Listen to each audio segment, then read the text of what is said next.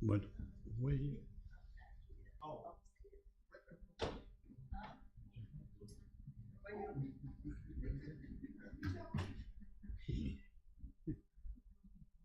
he was here.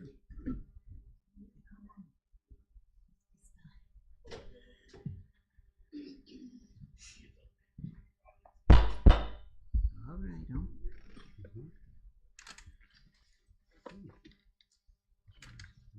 He was here.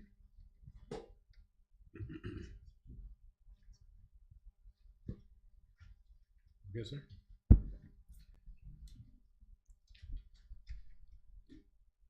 Good evening to each and every one of you all. Thank you all for being here tonight. Thanks staff for being here. Madam Attorney, thank you for being here. Our IT person, Mr. Derrick, thank you. And those of us on the live stream, thank you for being here, and especially our guests here tonight as well for being here at the City of South Bay. We will start our workshop Tuesday, July the 21st of 2026 at 6:30 p.m. At this present time, Madam Clerk, we call the roll, please. Commissioner Bernard, Present. Commissioner Poe, Present. Mayor Cowes. Present. Thank you, Madam Clerk, and thank you, Commissioner. City Manager, thank you as well for being here also, along with Mr. Willis, who is present of this first meeting tonight. At this present time, we have a roll call. After our roll call, we have a discussion. Mr. Manager, I'm going to turn the first A over to you, and then after we'll continue with our agenda item for the night. Thank you, Mr. Mayor. As you all know, we have been working diligently across the country in the state of Florida on affordable housing. Had an opportunity to meet with Ms. Christina Anthony of Affordably Lavish Foundation.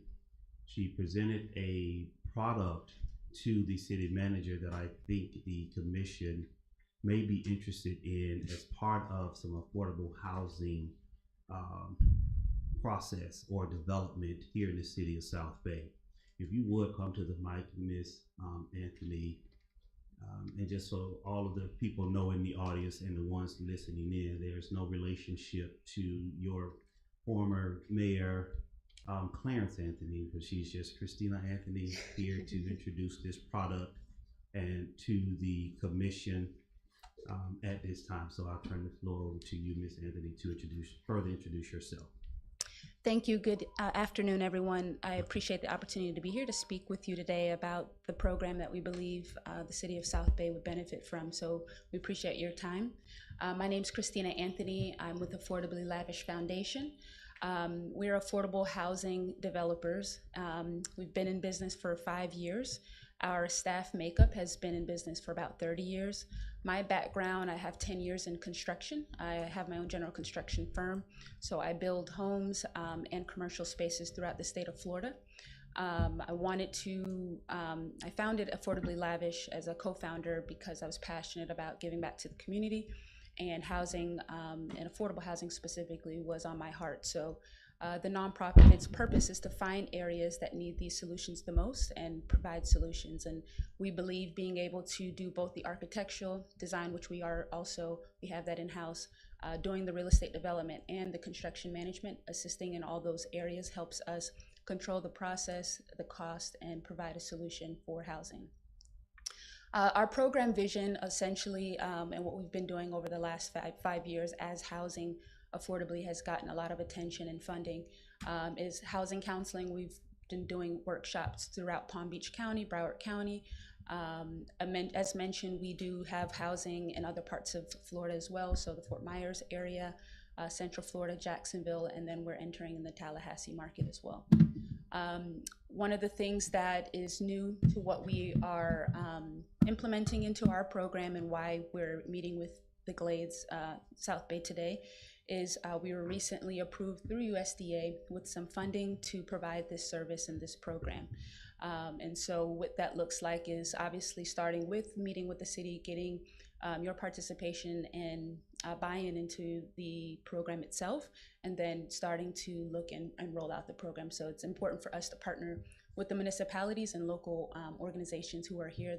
That's how this is going to be successful. Another way that we identified an opportunity to make this project successful is talking with the housing authorities. So we've had some meetings with housing authorities, and in terms of finding these pools of people and the engagement piece of it, we believe that we have a solution that can, those folks in housing authorities that are on assistance, this can be a transition into home ownership and permanent housing and permanent affordability long-term. And so that's our main goal, and we'll be talking about how that looks financially in the rest of the presentation. And the last point is workforce development, what we'll talk about at the end of the program. A piece of this will not only be providing housing, but we'll also be providing some workforce development and skills to the community. Here's our board of directors. Again, each one of us has different skill sets that we bring to the firm, whether it be raising capital, building new relationships. Some of them have had personal experiences with housing issues and affordability, so they help with the community engagement piece, and some corporation background into financial management, etc. How our program will be broken out for the area specifically with this is we will have a regional development manager in the area. We will have bilingual English, Spanish, and Creole directors to assist with the residents here locally, so that we can better engage with them. A management team, construction team, administration team, and contracted positions. So what we're doing is already taking what we have in place and essentially offering it more specifically to rural areas using the USDA program that's available. Why the Glades? The Glades, again, was a big target for us because we are always looking for areas that are in need, and we look at what HUD's doing, where funding is going, and what the demographics, et cetera, is pointing to when we're looking at who we can help serve. We've been entertaining the Glades over the last few years and really just trying to identify the best solution that made sense. As the city manager mentioned, this is a national, state, and local issue as it relates to housing. So pretty much everyone is feeling elevated property rates, housing shortages, limitations as it relates to home ownership. We're here to help with some multi-generational housing, as mentioned, where we're offering permanent housing that these families could live in long-term, and as they grow and have their kids, et cetera, that those homes can be passed down to their family members. And ultimately, those that are being cost burdened and having to be on assistance long-term, we want to help provide a solution to cycle them out, and that's what I mentioned with the housing authorities. Now let's talk about renting versus home ownership. So again, our program is specifically targeting home ownership. So there's a lot of affordable housing developers that are offering rental units, that's for rent. Our focus is home ownership. So similar to like a Habitat model where they're doing infill lots, et cetera. That's where we pretty much play, that's where our mission is. Right now in the Glades area, the average rents ranges around $1,600 to $2,300 per month. When we're looking at home ownership in our program, we're looking at building cost with the partnership and program that we put together to range from about $220,000 to $325,000 to build that home. After we look at all the subsidies that we've identified that will play into the market, we're looking at roughly $1,200 to $1,900 in mortgage rent. So that's in comparison to the rental rate. Now, when you talk about the assistance that's out there, SHIP Home, CDBG, county funds, the county has down payment assistance funds as well as bond money that is assistance, and we are in communication with the county as it relates to this program. You're talking about potentially subsidizing that even less to about $600 to $1,100 a month. So you're seeing that difference when we're talking about providing the cost burden transition, not only from renting, but also them investing that money into something that is equity into their lives and into their homes. So that's why we believe this program is a big value add to the community here. These are just some benefits of owning a home. I know the commission here is well versed in knowing how important home ownership it is, but again, a big push in why we do what we do is just we want to provide equity and wealth building for these families to really change the dynamics of their financial future. A lot of what we do doesn't just provide the home. We do, as I mentioned, the counseling portion. So it starts from the very beginning with getting them prepared before they get into home ownership. As they do the home ownership and build the home, once that home is built, we do after do about 6 months after, where we are helping them with that transition as well, just ensuring that they're prepared to stay into that home long term. The economic impact. So our main goal is within the next 12 months to develop at a minimum of 10 homes here in the Glades. And that's with the help of the county and the city specifically. That would benefit on average, when you look at the average household size, et cetera, 35 to 50 residents in the community. That would also provide a housing impact of $3.5 to $4 million.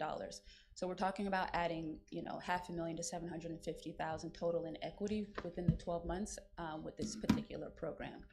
And then a long-term vision would be to scale what we're doing and start looking at doing about an average of 50 homes as we look at the next 3 to 5 years.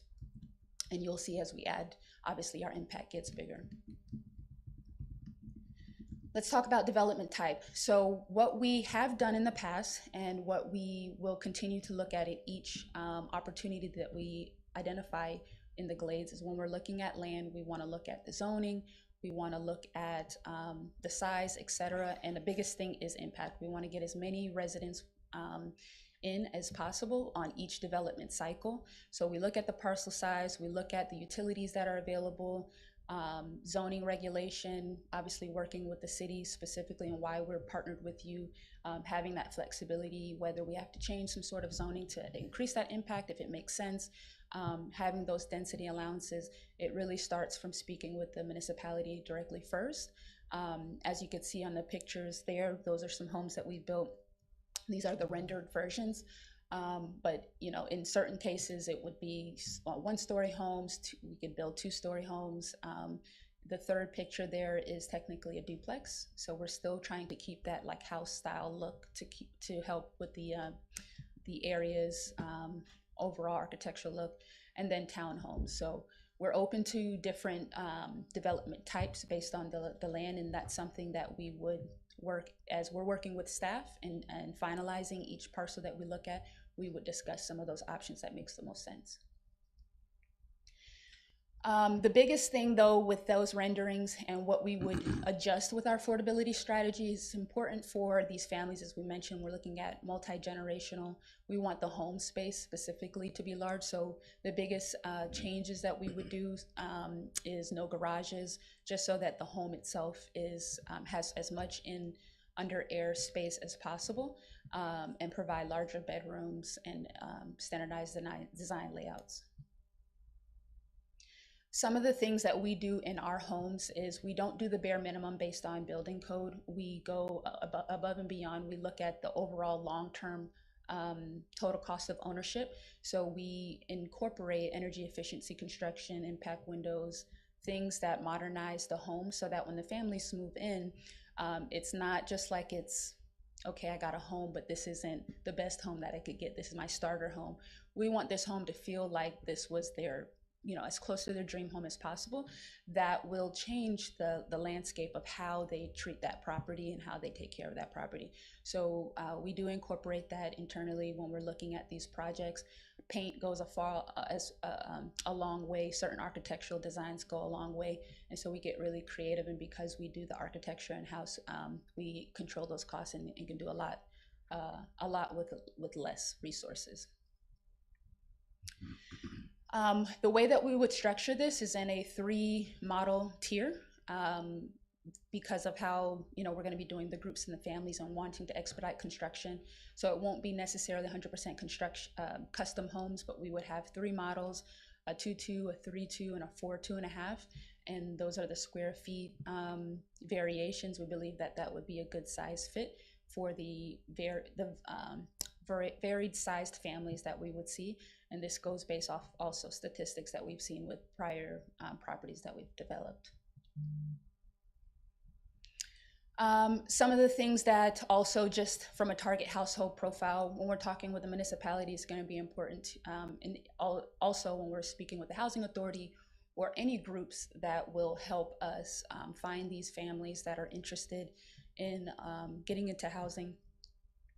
These are just some ideas of what those different models, who they would target, whether it's the smaller model being seniors, single parents, and small families, The ideal, which is the lavish 1400, that's your typical family household. That's going to be your 3-2. And then we have the multi-generational family. So that's where you're looking at the 1600 feet house, square feet household. And that's looking at those larger families. So what would phase 1 development opportunity look like? It starts with, this area is USDA eligible. So this is why the Glades was one of our target markets. We would be continuing our talks with staff and the county on residential zone properties that we could do this with.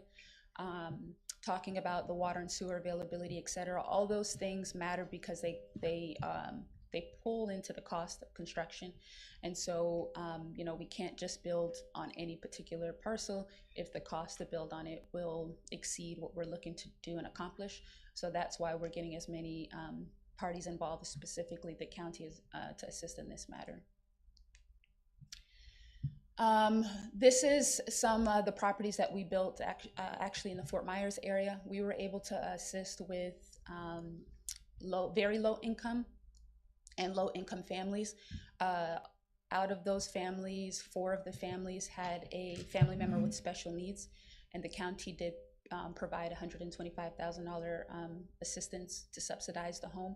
So that was a big benefit to this particular program. So we did a mix of, this was about 9 units we did over there, and we did a mix of single family homes and villas, as you can see. So this is just some of the actual work that we've done. And like I said, when families are moving into these homes, it doesn't feel like a starter home for them. This feels like something that they take care of for a very long time and excited to show off, et cetera. Here's just some of the sources of income from what we're bringing into the table and how we've identified to do this project. One of the biggest contributors that the city is going to play a part in, or in addition with the help of the county, is the land. Land contribution has been the biggest successful piece to this in terms of contributing it to the development. What that would look like is the municipality would donate it to our nonprofit, and we would develop and essentially, hand that property over as a part of the subsidy to the family. So, whether that lot is only valued at $10 to $20 to $40 to $50,000, every dollar counts when we're looking to subsidize, so that end cost for that family can fit into their budget, and we can get these homeowners into the home. Just kind of finalizing the process and the commitments. The way that the workflow would be is, once we identify the families, once we find the land that we are dealing with, and we find the residents that would participate and are approved, USDA would help us with those pre-approvals, part of the mortgages. The families would participate in some sweat equity. So the families, like the Habitat model, would help build 65% of the home, and we would help with that technical assistance and helping them with that. And that's why the community of 5 to 15 families is kind of the sweet spot, so they could do it together. The Housing Authority, again, is going to be a big part of our referral source, as well as other entities that we're looking at, and then working with the municipalities, as we spoke about. And this is just kind of the workflow. So it's starting with city's contribution to the land. Once we have the land, we then present that to the USDA. We get everything finally approved and funded. We start to get that list from the Housing Authority and other parties. The homeowners then participate in their sweat equity. We go through that entire training piece with them. We also invite the community to participate, whether it's volunteers, technical schools, et cetera. And then that ends to our result of the 5 to 15 new affordable homes that we would be looking at to do within the next 12 months. And as we wrap up, just the added piece to this is, not only are we providing housing, as mentioned, we are looking to provide workforce development and community impact. We've already had talks with West Tech and Project Lift. One of the things that we're looking to implement is having those students that are attending those technical schools help assist in this construction, and help those families, especially when we're dealing with families who may have seniors or have job constraints, so that will help with that. That also teaches those kids in the school that not only just the book knowledge that they have, but they can get some real hands-on experience that they can put on their resume. They would gain the exposure with other contractors, subcontractors that we would have on site, whether that's the mechanical, the electrical, or plumbing contractors. And then obviously the families themselves will be leaving not only with a new home, but with new skill sets that they could potentially advance in for their workforce. And that's pretty much it. This is just elaborating a little bit more on the hands-on construction training and how that all plays out. And with that, I'll leave it to questions. Thank you, Ms. Anson. You had a great presentation here tonight, and houses are needed nationwide. And thank you for coming to the City of South Bay, present this presentation to the commission tonight and to the residents as well. When you're talking about houses, I have a few questions, but I'm going to let my colleagues ask their question first, and then I'll follow through after those individuals. At this time, do any commissioner have any question at this present time? Commissioner King? None, sir. All right, thank you. Commissioner Renard? No, you answered my question I was going to ask. Okay. All right, thank you. Commissioner Pope? No, I just say thank you for the presentation. Thank you. All right, Vice Mayor McKelvin? No questions, just, well, I do have a question. As far as you're saying, donating, land. It's nothing we even have any land to donate. You do have one parcel remaining that's owned by the city that's available for donation. Well, you have one parcel that's owned by the city that's available for residential single-family home development.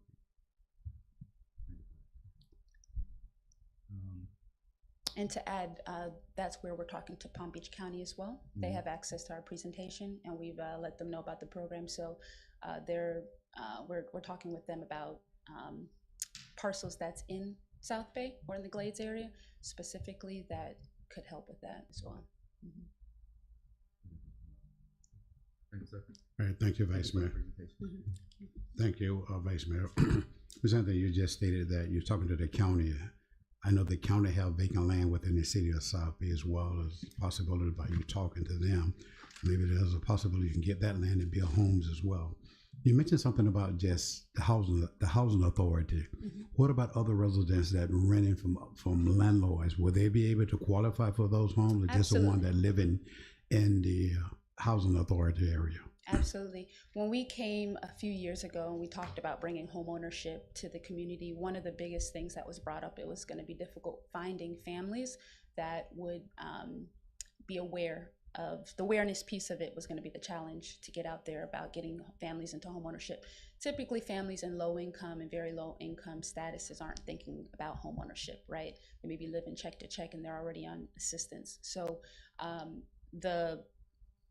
a lot of the work that it would take to bring the awareness out there, we could go direct to other nonprofits, housing authorities as an example, any other residents. The city is also a big part. If you guys have a lot of participation with residents reading your newsletters or things that you guys put out and us promoting the opportunity, we want to be able to get as much interest as possible because that plays as its own particular obstacles, finding those families that are willing to come in and do the program. So you never build a house within Palm Beach County at this present time? Yes. You have? We have, yeah. In what location, may I ask? West Palm. West Palm? Yep. All right. And also you said about affordable, you're saying $200,000 to $225,000 for this home? That's what you're saying? Okay. And also that I noticed that in the years that I have been here, there are different organizations have came into the city of South Bay saying they're going to build homes, you know. A Dominion one a long time ago. I never forget that horrible situation during that particular time period. And Central Campesino came in as well, talking about building homes as well. And all of a sudden, those two organizations left the city of South Bay.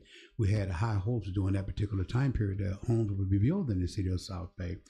And we was able to partnership with Habitat for Humanity, where they're building they have built one home and they're building another home within the city of South Bay. If your organization is similar to Habitat for Humanity or Yes. other organizations as well? Yes, it has a lot of similarities to Habitat for Humanity. I'm not sure if Habitat is doing a land trust model with the city, but that's the only part that is biggest differentiating is where we don't do land trust. So the land particularly will be transferred 100% to the family. Okay.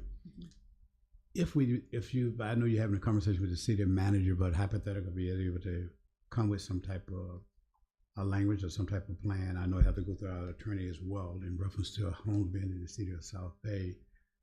My thing is that I want this, if you're sincere about bringing homes in the city of South Bay, I would like for you to be upfront with us, whether you'll be able to do it or not. Right. You know, because it means so much to me, because I have dealt with those two horrible stories during the time when people got excited about homes coming into the city of South Bay and all of a sudden they vanish. I want to make sure that this don't happen. Right. Hypothetically, if something can be worked out through our legal team and our city manager within the city of South Bay, you know, I hope that you'll be able to make that happen within the city of South Bay.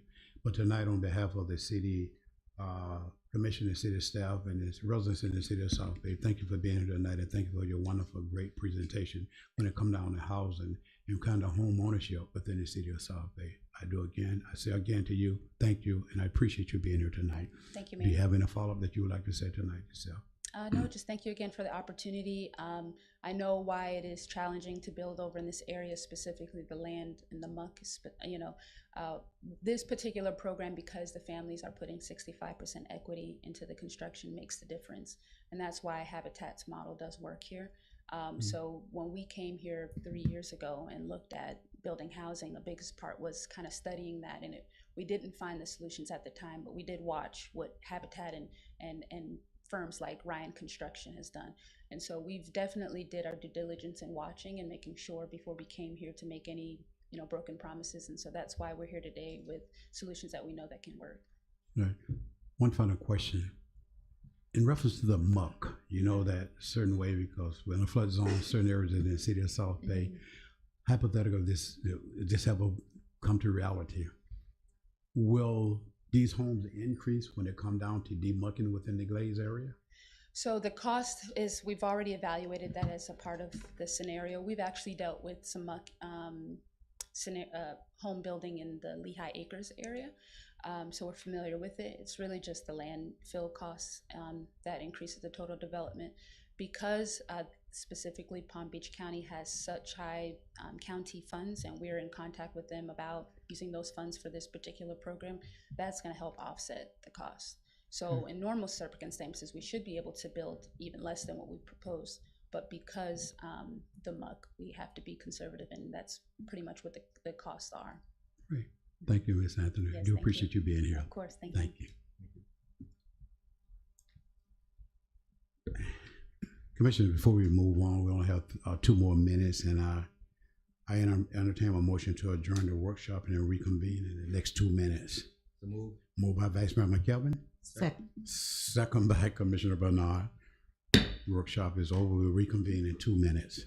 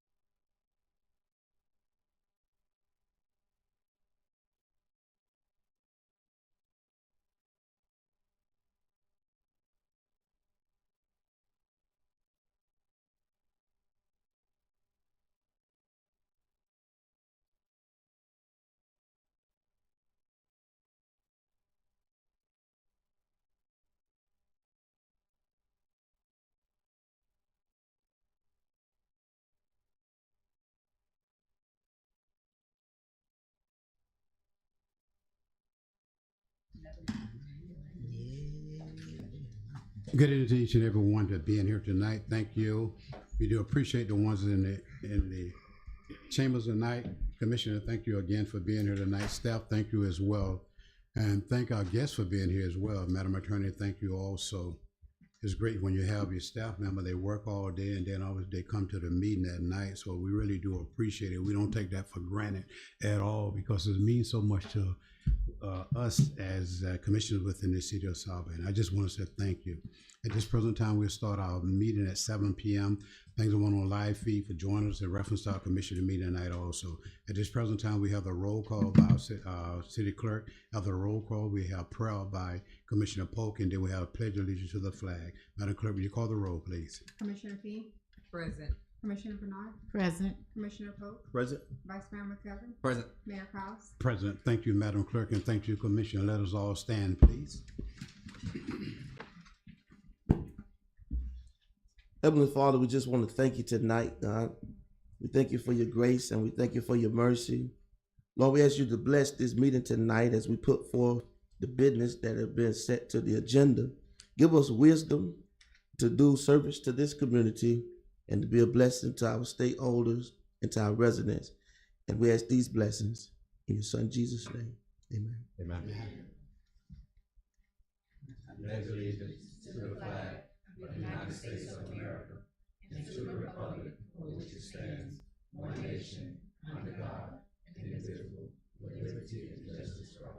Thank you, Reverend Pastor Pope. Thank you for that wonderful prayer because we will not start our meeting in the city of South Bend without prayer. At this time, we have the close of voting conflict. Commissioner King.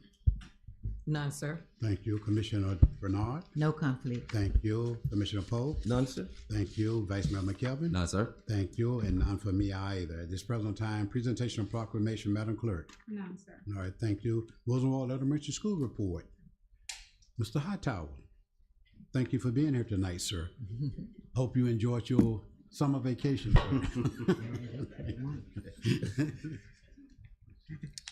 Hey, greetings to all the elected officials. Really want to thank you for allowing me to come to our first commissioner meeting not of the year, but of the beginning of the year, not the summertime. And so I just come to give you a report of what's taking place at Rosenwald at this particular time. Of course, you know, on July 25th, we have our back to school bash being held at Belgrade Civic Center this year. And on August the 3rd, brace yourself, our teachers return back August the 3rd. And then on August the 10th, our students return back on August the 10th. But also August the 7th, we're having the teacher appreciation breakfast being held at the First Baptist Gymnasium in Belgrade on Main Street. This year is significantly important to us. Why? Because we were able to maintain our A at the end of the year last year.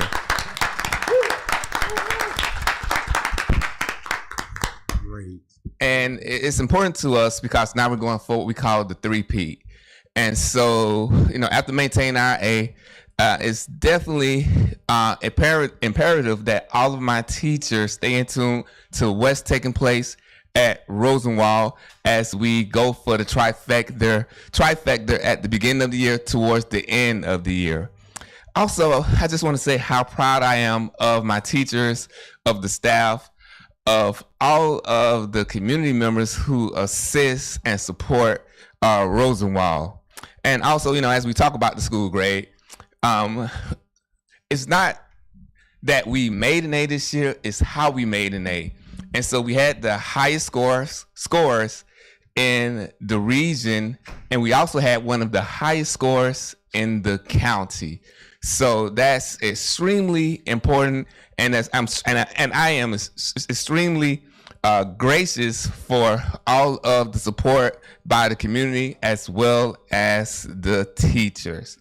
Also, as a reminder, on September 9th, we are having our first SAC meeting of the year. Any questions?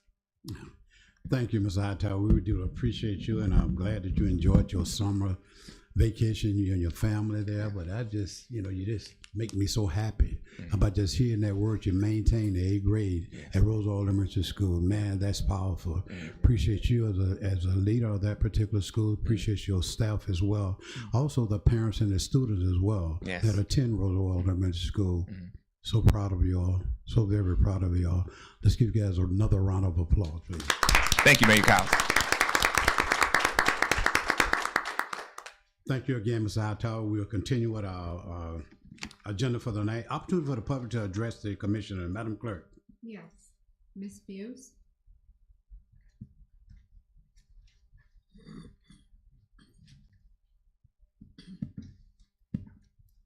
Good evening. Good evening. My name is Bernadette Fuse. I live at 195 Northwest 7th Avenue, South Bay, Florida. I want to discuss about the tax situation that's on the audience. They're going to be discussed tonight. And I want to know what's the reason for the tax increase. I can't hear you since you have that. Okay, I got 2 things. Okay. Yeah. Can you hear me now? Yes. Yes. Okay, I'm sorry. I want to discuss the audience about the taxes for the home issue that Mr. Campbell had on the agenda for tonight.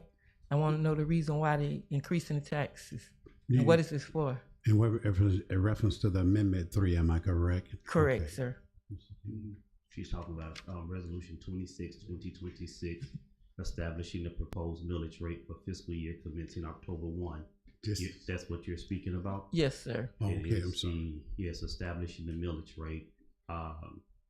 That item, it is actually the same millage rate that is being today. So it's not really a tax increase. It is only a tax increase because when there's a rollback rate. Rollback, what's that?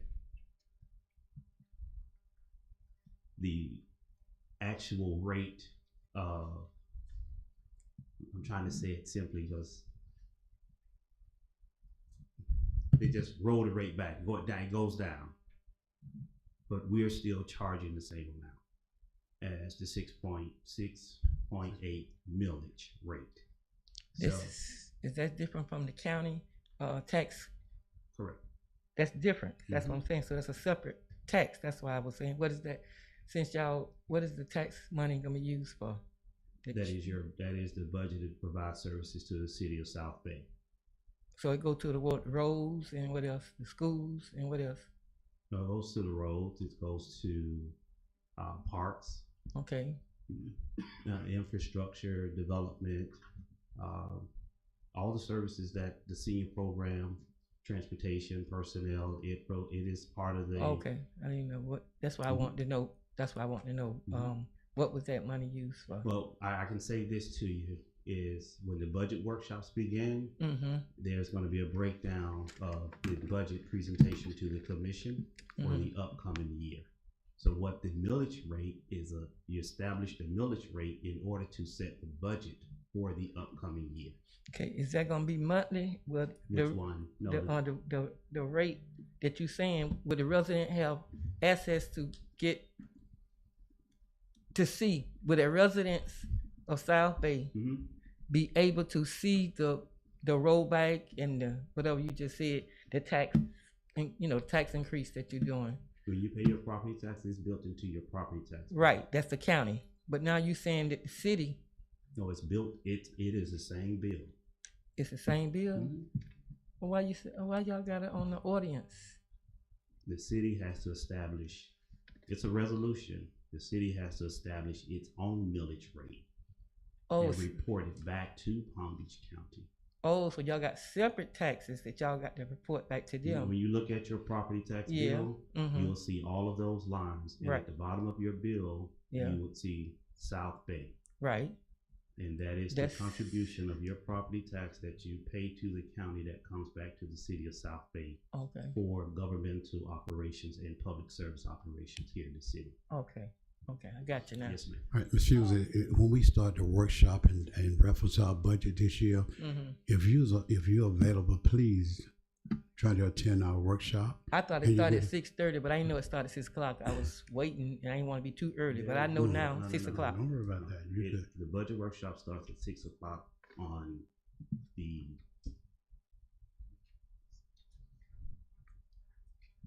first budget workshop is August 4th at 6 p.m. Okay. See, I was looking at 6:30. Okay. Yeah, that's what it said. Okay, thank you. Mother, she want to say something? Yeah, Yeah, I'm she next. Christine Frank. I She live next. also at 195 Yeah, speak now. Northwest, Speaking of- South Bay, and I'm very concerned about the road and sidewalks concerned on 6th Street and 7th Street.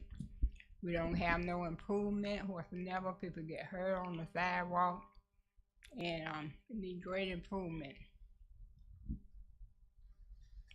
You know, we did a survey on every street within the city of South Bay. Over $50 million on each and every, for the number of streets the streets and sidewalks that was in the city of South Bay. We are prioritizing our streets within the city of South Bay to make the sidewalks and our roads within the city of South Bay. We're not just repaving our roads in the city of South Bay, we're reconstructing all our roads in the city of South Bay if it calls for to reconstruction within the city of South Bay. Your street haven't been overlooked. 6th Street, 7th Street, they haven't been overlooked at all. We are trying to do as much as we can. I think they came in there and just did some minor repairs within your area on your streets there. Potholes. Yeah, potholes and all that. And we're going to continue to do that until we're able to until we're able to get the money to continue to do the streets within the city of South Bay. We're not making a commitment, but we're definitely going to do that's your street or the next street over there. But your street was in that survey that we did within the city of South Bay. And we're working more and more and harder trying to make sure that we come up with the funding to make sure that these streets is taken care of within the city of South Bay with our stormwater drainage and our sidewalk within the city of South Bay.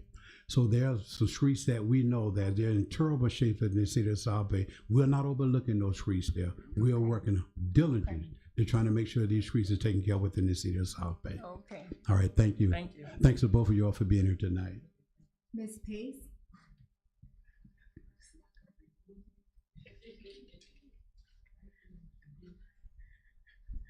Hello, Mayor. Yes. My name is Precious Pace, everybody in their respective places.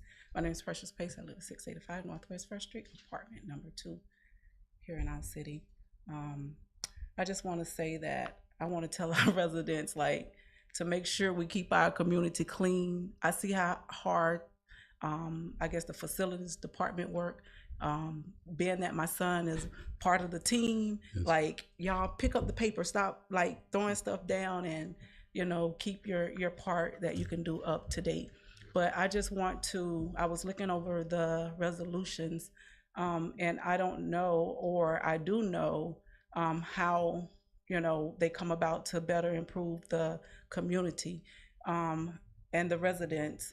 But what I want to ask the commissioners, that when you guys are looking at these resolutions, to really think about how it's gonna benefit the community as you do, and benefit our residents. So I see there's quite a bit on here that I was going through. So to just really look at that and consider those things, and work as a team so it could benefit our community. There's one in particular that I had wanted to speak on, and that's the I don't know the resolution number, but it talks about, I guess, the feeding of the community. I don't have the exact language. I so wish we could give public comments toward the end. That way we could better understand what's going on, understand what's going on. But I would like to say that we do have Jack Burrows Foundation, who comes and feed a lot of people. And I'm not ashamed to say that I'm one of the ones who is in that line, and I park my car as the other residents do the night before. But I really wish you guys would consider shipping with them, because they are feeding our community. And I know that federal, I can't call the name, and I'm sorry for that, but I know that they are feeding our residents as well. I personally went there and have gotten food, and I personally have went there and got food, and they had none left. At Jack, I'm always getting something. I mean, this foundation is literally like giving me enough to where I could share with my neighbors and so forth. So I know that's my 3 minutes. Okay, Ms. So- Pace, thank you for being here. I just want to reiterate something in reference to what you said. We do have a MOU with Jack Brewer Foundation. We do have an MOU with that I didn't know organization. that. Yes, ma'am. Maybe that someone who you've been getting information from, they didn't. No, I read the, Okay, but we do have an MOU with Jack Brewer Foundation, and that foundation have done a fantastic job within the city of South Bay, not only feeding the residents within the city of South Bay, Glaze area, Moorhaven, Clewiston, West Palm Beach. These individuals have been coming over to the Glaze area. They don't just push nobody away from the line. They do give them food, and we will continue to work with, we will continue the MOU with Jack Brewer Foundation, as long as they continue to have food to distribute within the city of South Bay. Thank you, But we Mr. do Mayor. have one. Go back to one more thing that you said, this city. Yes, we have the individual that goes around the city each and every day, the trash, the papers and all of that. those guys work hard. And one of the strangest thing about this here, he does that in the morning time until he knock off work, and then in the afternoon, the residents come back and put the paper back on the sidewalks and on the lawns and the streets as well. So thank you for this. Reaching out to residents to make sure they're trying to keep our community clean, because that's what we try to do, to make sure our city is clean within the city of South Bay, because you live here, you play here, you raise your family in the city of South Bay. And I know for sure you don't want to be bringing your kids up in a dirty environment. And that's why we try to make sure the city of South Bay is kept up within the city of South Bay. Thank you. We appreciate No, that. I thank mean, you, it dear. really hits home, you know, being that my son is out learning ma'am. different equipment and helping to keep the city, you know, up to par. So it really means a lot. But I thank you for that and let me know that, because I didn't know. I just was under the impression that it was going to be with one and not the other. So No. because of the hours too, I know the city have done it as well with the food distribution, Yes, ma'am. but it was during Monday through my work hours. So, and being that Jack is on a Saturday, it makes it more convenient. But it definitely appreciated. Sure. And Restoration Bridge, they come out as well in the city of South Bay and feed right here at Tanner Park also. All right. All right. All Thank right. you, Ms. I Pace. appreciate it. Thank I you for appreciate you listening. as well. Madam Attorney, Madam Clerk. No, that's All right. Thank you. We do appreciate it. Thank you all for coming up tonight. We'll continue with our agenda for the night. The consent agenda. City Commissioner meeting June the 2nd, 2026, and approve our City Commissioner agenda July the 21st of 2026. Madam Clerk, our City Manager, have an addition to this agenda for the night, sir. Yes, sir, Mr. Mayor, you do have, in addition, you have Ms. Gina Levesque, the Intake and Compliance Manager with the Palm Beach County Commission on Ethics. I know you saw this at your June, on your June agenda. However, she is here tonight to present on behalf of the Commission on Ethics during the presentation part of the agenda. All right. Thank you, sir, and I do appreciate that. We have a motion. We have a motion and a second to approve the consent agenda. After with the approval of the consent agenda, then we have Ms. Levesque to come in and speak tonight. May I have a motion and a second to move the consent agenda to the floor for discussion and approval. So moved. Moved by Commissioner Bernard, second by Vice Mayor McKelvin. Any addition or deletion from the consent agenda tonight? Here none, Madam Clerk, will you call the roll, please? Commissioner King, Yes. Commissioner Bernard, Yes. Commissioner Pope, Yes. Vice Mayor McKelvin. Yes. Mayor Cox. Yes, thank you, Madam Clerk. Thank you, City Manager Cameron. Thank you, Commissioner. Passed by all commission. Mr. Levesque. Thank you. Thank you for being here tonight. We do appreciate it. I apologize for not being here last month. It was my mistake. Most ethics missteps we see don't start with bad intent. They start with uncertainty. Good evening, and thank you for having me. My name is Gina Levesque, and I serve as your liaison to the Palm Beach County Commission on Ethics in my role as Intake and Compliance Manager. Today, I'd like to briefly focus on how ethics shows up in your daily responsibilities and how we can support you when questions arise.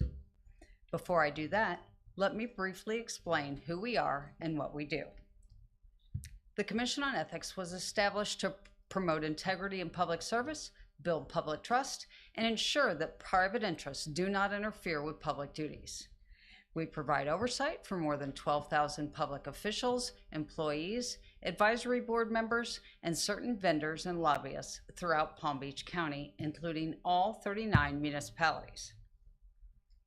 Many of the matters we just address involve well-intentioned employees and officials navigating complex situations involving relationships, outside employment, vendor interactions, or perceived conflicts of interest. And these are not always clear, and that's where we come in. Our role is not just enforcement, it's guidance. We are here as a resource to help you navigate those gray areas before they become problems. Whether it's a quick question or formal advisory opinion, reaching out ahead of time can make all the difference.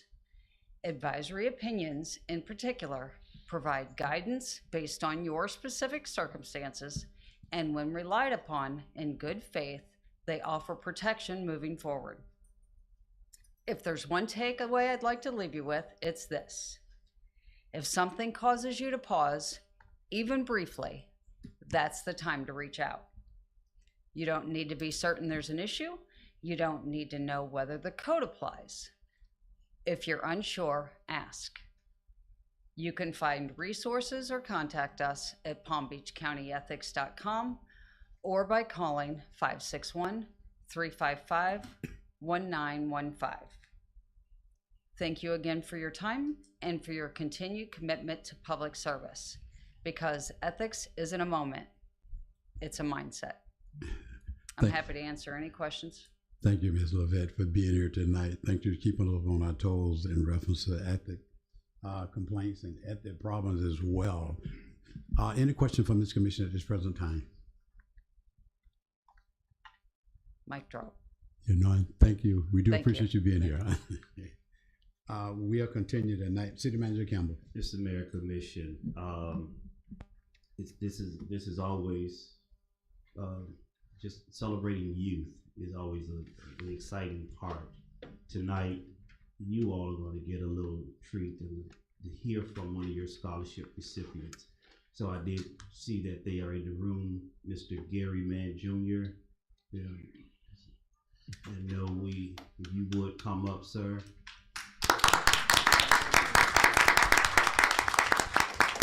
We presented checks, the presentation checks at the last meeting, but I know Mr. Mann is here tonight to share some words to the commission.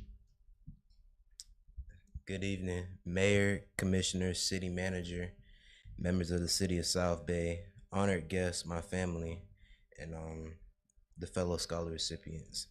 My name is Gary Mann, and I'm truly honored and grateful to stand before you today as a recipient of the City of South Bay Scholarship. I would like to sincerely thank the City Commission for believing in me and investing in my future. Receiving the scholarship means so much because it represents more than just a financial assistance. It is a reminder that my hometown believes in my potential and wants to see me succeed. Growing up in South Bay has taught me the importance of perseverance, hard work, and giving back to the community that helped shape me. Throughout high school, I have worked hard to excel both academically and athletically, and I have challenged myself by taking college courses while still in high school, maintained strong grades, and served as a leader on and off the football field.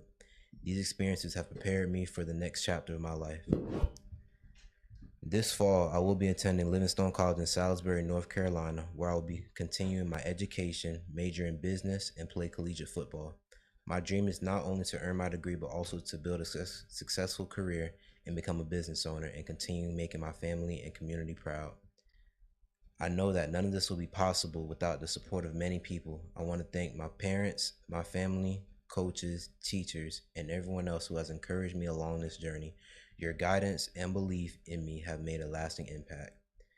To the City of South Bay Commission, thank you again for your generosity and creating opportunities for students like me. Your investment will help me continue pursuing my goals, and I promise to make the most of this opportunity. I hope that one day I can return the kindness you have shown me by giving back to this community and helping the next generation of students achieve their dreams. Thank you all once again for this incredible honor. May God bless each of you, and may God continue to bless the City of South Bay. Thank you.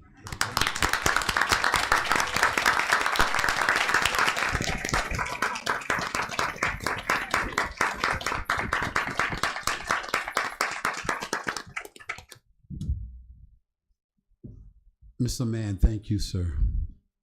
Thank your father, thank your mother, thank your family members as well, sir. As I see you each and every day, you travel from your home in your Mustang, and you're always the same young man, that quiet young man, don't have that much to say, just speak and move on. Thank you for being a recipient of one of the scholarship within this city of South Bay. May God continue to bless you and cover you as you leave from home on your journey to get your education in South Carolina. May God continue to just watch over you while you're away from your parents. And may God continue to keep you safe and secure. Keep danger away from you and you away from danger, that you will be able to complete your education. Thank you, sir. Amen.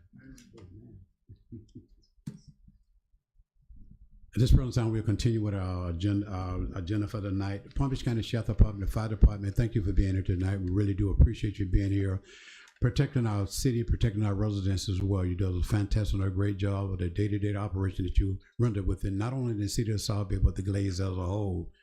As I always state, that I do not only stand behind you 100%, but 110%, because the work that you do each and every day, when you leave from your home in the morning time, you tell your loved one that you love them. You don't know whether you're going to make it back home to see them before they go to bed at night. So I do appreciate the service that you run each and every day. Thank you. We continue with our resolution tonight. Resolution 26-2026. Medical read for the record, please.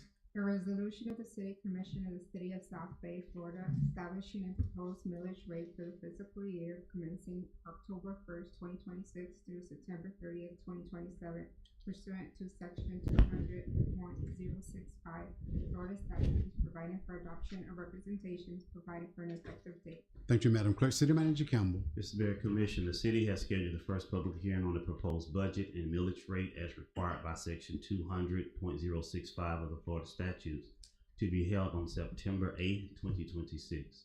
The city's second and final public hearing on the budget will be held on September 22nd, 2026 at 6 p.m.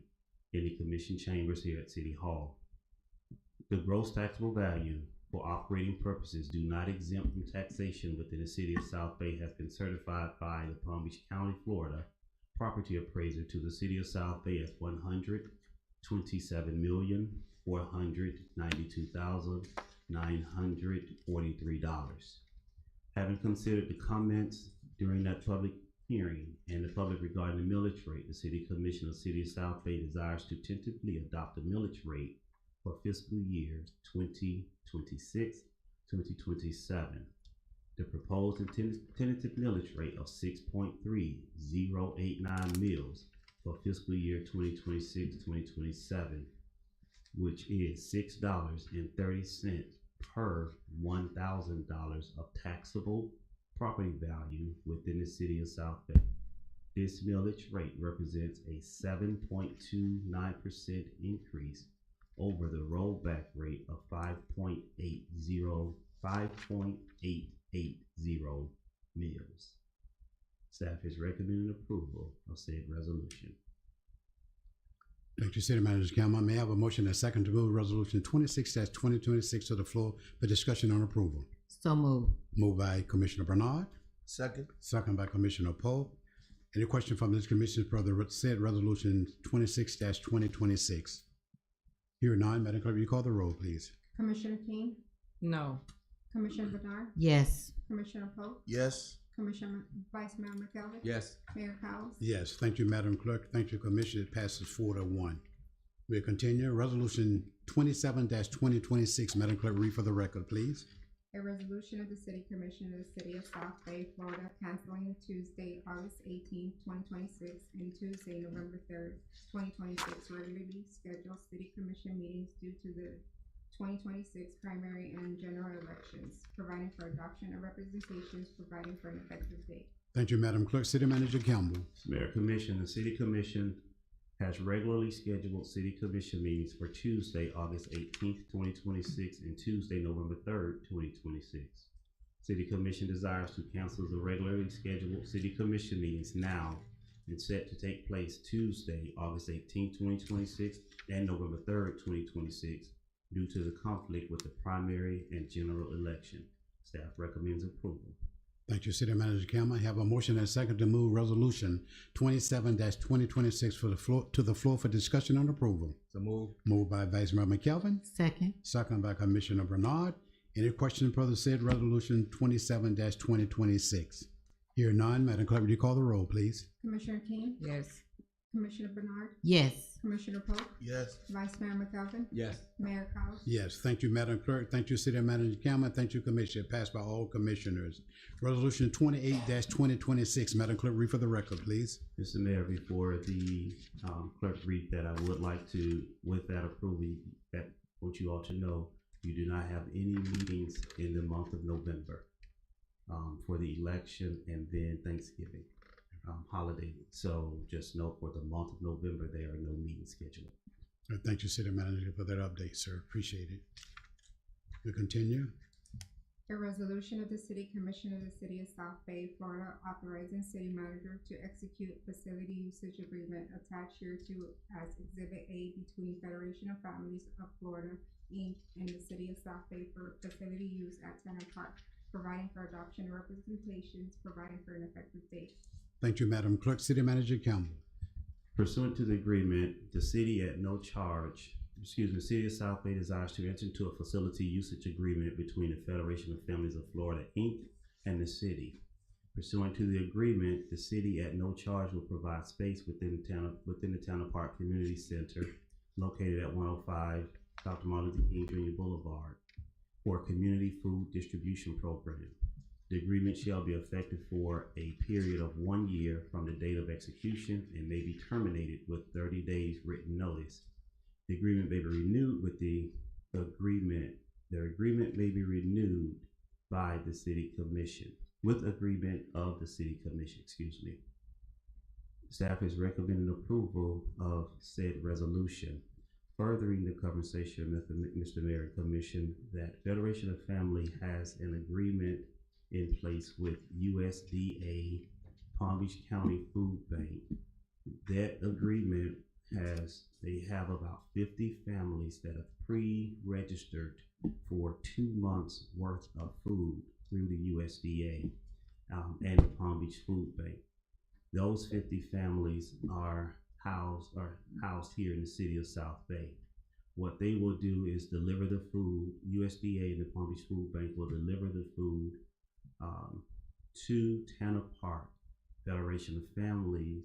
They are responsible for the distribution of the food, for the counting, all of the paperwork that goes on with that distribution through USDA and their agreement in place. Only thing the city is doing is providing the location for the delivery to take place and distribution. I can say that some of the residents through the senior program are already registered through the site, but that is not information we have.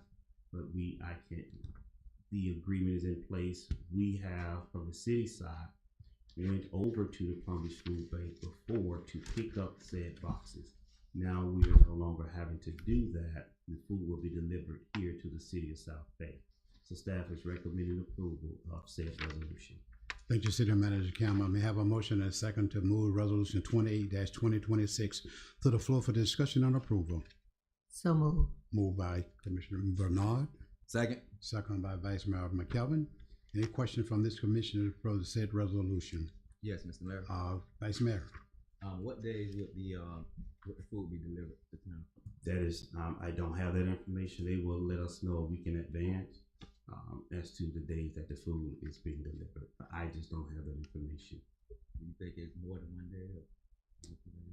It's going to be 1 day, once every 2 months, according to the agreement with USDA. So it's going to be a bi-monthly box being delivered. Thank you, sir. Commissioner, they started this program last year with Federation of Families. And what they did, they had 150 boxes in the city of Belgrade. And I think it was on a Saturday. And what happened, we spoke with the city manager to see was a possibility we can have staff available to pick up those boxes, 50 boxes from the city of Belgrade. And last year they did pick up the 50 boxes and they was able to distribute those boxes to those family members within the city of South Bay. So there's nothing new for us this year here because it had already been established last year. In addition, question at this present time, hearing none. Yes, Mr. Mayor. Commissioner King. Just one question. Mr. Manager, you said it was 50 families that reside in South Bay will be receiving those boxes. According to the information received from the Federation of Families, Palm Beach Food Bank, and the USDA representative that was all on the call. Okay, all righty, thank you. All right, thank you, Commissioner King. Appreciate that. Thank you, City Manager Campbell. In addition, question. Hearing none, Madam Clerk, would you call the roll, please? Commissioner King, Yes. Commissioner Bernard, Yes. Commissioner Polk, Yes. Vice Mayor McKelvin. Yes. Mayor Cowes. Yes, thank you, Madam Clerk. Thank you, City Manager. Thank you, Commissioner. It passes by all commission. Resolution 29-2026. Madam Clerk, read for the record, please. A resolution of the City Commission of the City of South Bay, Florida, authorizing the mayor and the city manager to execute an agreement for information technology services between the City of South Bay and Coastal Network Solutions, LLC, for technical support of the city's computer network attached here to as Exhibit A, providing for adoption of representations, providing for an effective date. Thank you, Madam Clerk. City Manager Campbell. The City of South Bay issued request for proposal number SBIT 2026-02 on May 1st, 2026, and said RFP closed on May 26, 2026. There were 5 respondents. Coastal Network Solutions LLC was found to be the most responsive and responsible proposal. The city seeks to retain the services of Coastal Network Solutions LLC as an independent contractor for the provisions of managed services, on-site support, out-of-band support, network monitoring, and service desk assistance and any other related matters. The contract term shall take effect as of date of execution and continue for 2 years, which may be extended for 1 additional year if approved by the City Commission. Staff recommends approval of said resolution. Also, as the lowest proposal, I can tell you the range for all of the proposals came in with Coastal being at $2,500 a month. Some of the other proposals that's before you and they're on your desk being $2,600, $4,200, and about approximately $6,700 a month for IT services. But those proposals are before you on your desk. As additional ones, staff is recommending approval of Coastal Network Solutions. Thank you, City Manager Campbell. May I have a motion and second to move Resolution 29-2026 to the floor for discussion and approval? Move. Moved by Commissioner Polk. Second. Second by Vice Mayor McKelvin. Any questions for the said Resolution 29-2026?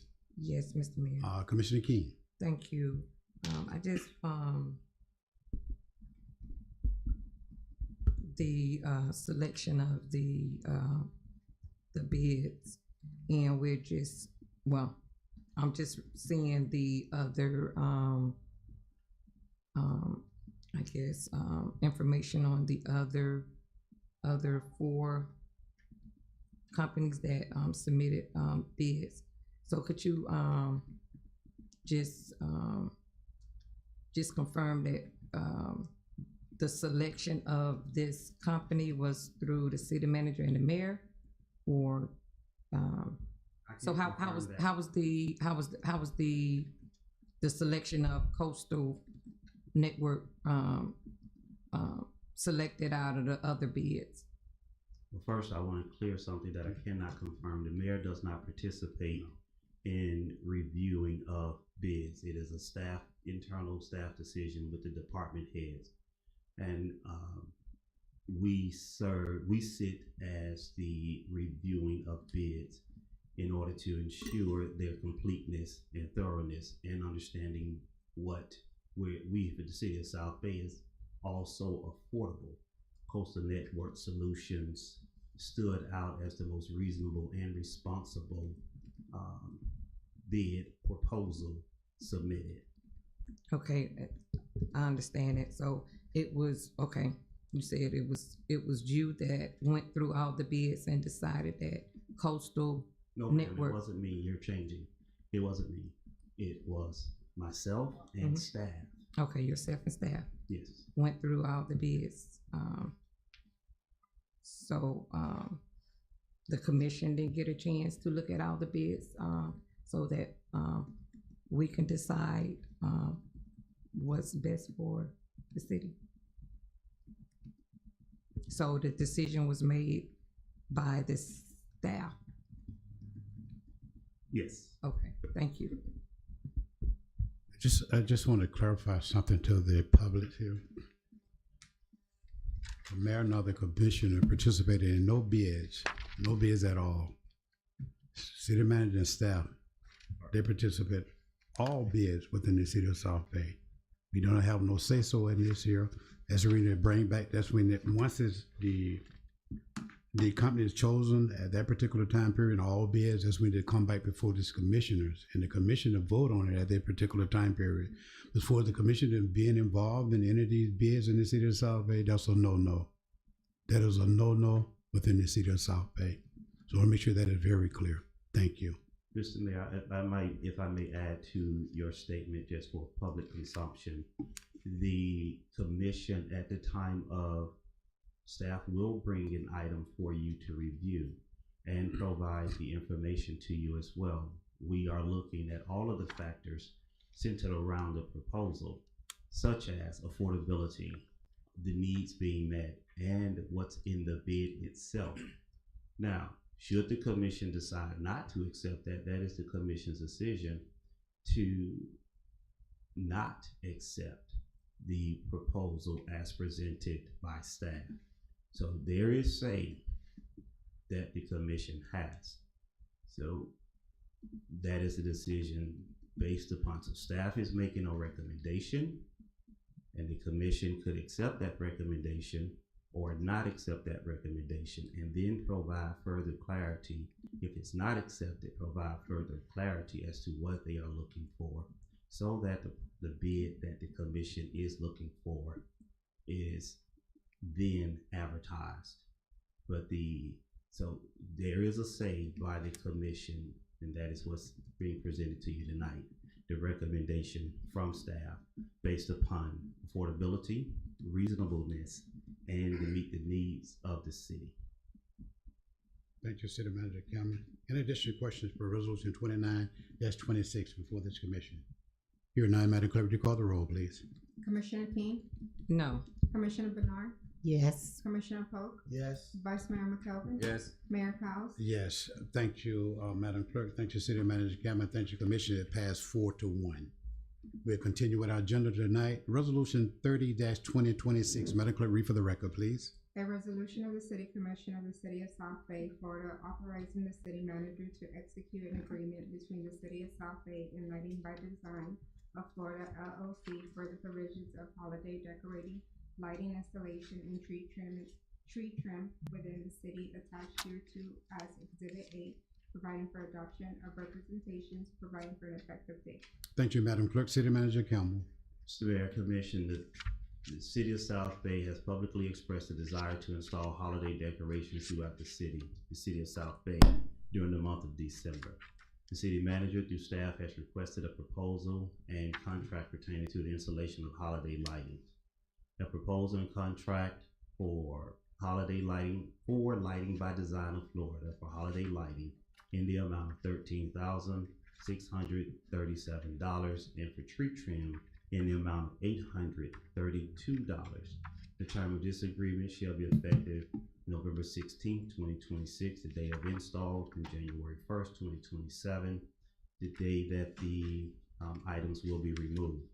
The City Commission deems accepting the proposal and contract by from Lighting by Design of Florida, LLC, for the installation of holiday decorations lighting in the amount of $13,637 and tree trim in the amount of $832 is in the best interest of the residents of the City of South Bay. I will add that this item is coming to you all, believe it or not, is actually late. We held back on it until I was able to see the new lights that Lighting by Design, who installed the lights in the intersection around the poles prior year and the year here at City Hall incorrectly.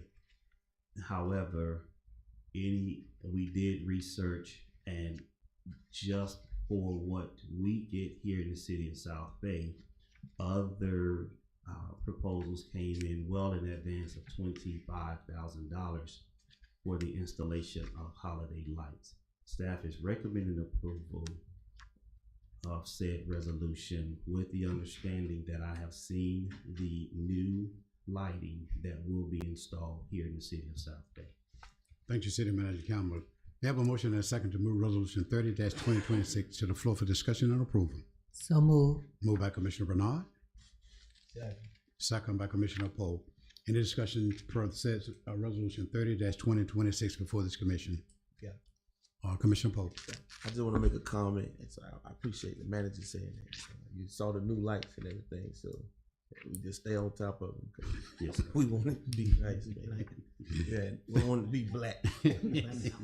Thank you, Commissioner Poe. In additional discussion per said resolution.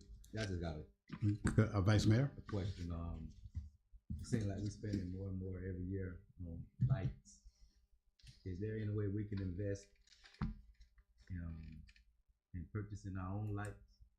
No, sir, we cannot. And I know that's not the answer anybody really want to hear. The cost of holiday lights, if I show you a catalog for commercial lighting, just for one pole, it's approximately $600, and that's just for a simple candy cane. Now you can do something, and you take that 600 and you just do it down 10 poles, you're at $6,000. So, and then the holiday trees are 17,000 just for the purchase. I got it. Now, what we have, I understand, but I want to make sure the public understand that we also have a storage issue. So it's a matter of storing those items as well. Thank you. But the prices are not going up to over 20,000 like some other communities are paying. Thank you, Vice Mayor, and thank you, City Manager Campbell. In addition to your question per se resolution, here now, Madam Clerk, would you call the roll, please? Commissioner King? I'm out of order. I got a question before we get into the next resolution. I'm low, I'm out of order. I just want to say is that we're gonna have Christmas lights. He said, Mr. Campbell said that's his best year. That's my birthday month. And last year we was dark. I'm disappointed in South Bay. I rode through the other way. The other way had lights and we didn't have none. Mr. Campbell said that's his best time of year. I just want to make sure is he gonna come through it because that's my best time. That's my birthday month. That's all I'm asking. Okay. All right. Let's continue with the Commissioner King? Yes. Commissioner Bernard? Yes. Commissioner Pope? Yes. Vice Mayor McKelvin? Yes. Mayor Cowes? Yes, thank you, Madam Clerk. Thank you, Commissioner. Passed by all commissioners. Thank you, Ms. Fuse. Resolution 31-2026. Madam Clerk, read for the record, please. A resolution of the City Commission of the City of South Bay, Florida, authorizing the city manager to execute a memorandum of understanding MOU between House of Grace International Inc. and the City of South Bay for the provision of food distribution and other community services on a monthly basis consistent with Exhibit A attached hereto, providing for adoption of representation, providing for an effective date. Thank you, Madam Clerk. City Manager Campbell. Mr. Mayor, Commission, the City of South Bay desires to enter into a MOU with House of Grace International Inc. Hereinafter, House of Grace for the provision of food distribution and other community services on a monthly basis. The House of Grace is a 501c3 founded in 2024 by Nicholas Bossy with the goal of providing food, clothing, education, and free medical services to any who desire. House of Grace is dedicated to providing food, clothing, and essential education to those in need. The local organization partners to better service to community and perform outreach in partnership with other organizations. House of Grace provides specialized support in the form of food, clothing, and essential education. And all services shall be free of charge to local families. One aspect of House of Grace are the medical services that they will provide. Now, they will not only be housed, they are not just sitting in Town Park for activities or Cox Park. From conversations with Nicholas Bossy, this is not going to be a drive-through food type of thing. It is just, they're going to be making visits and they're going to be walking throughout the city. So this is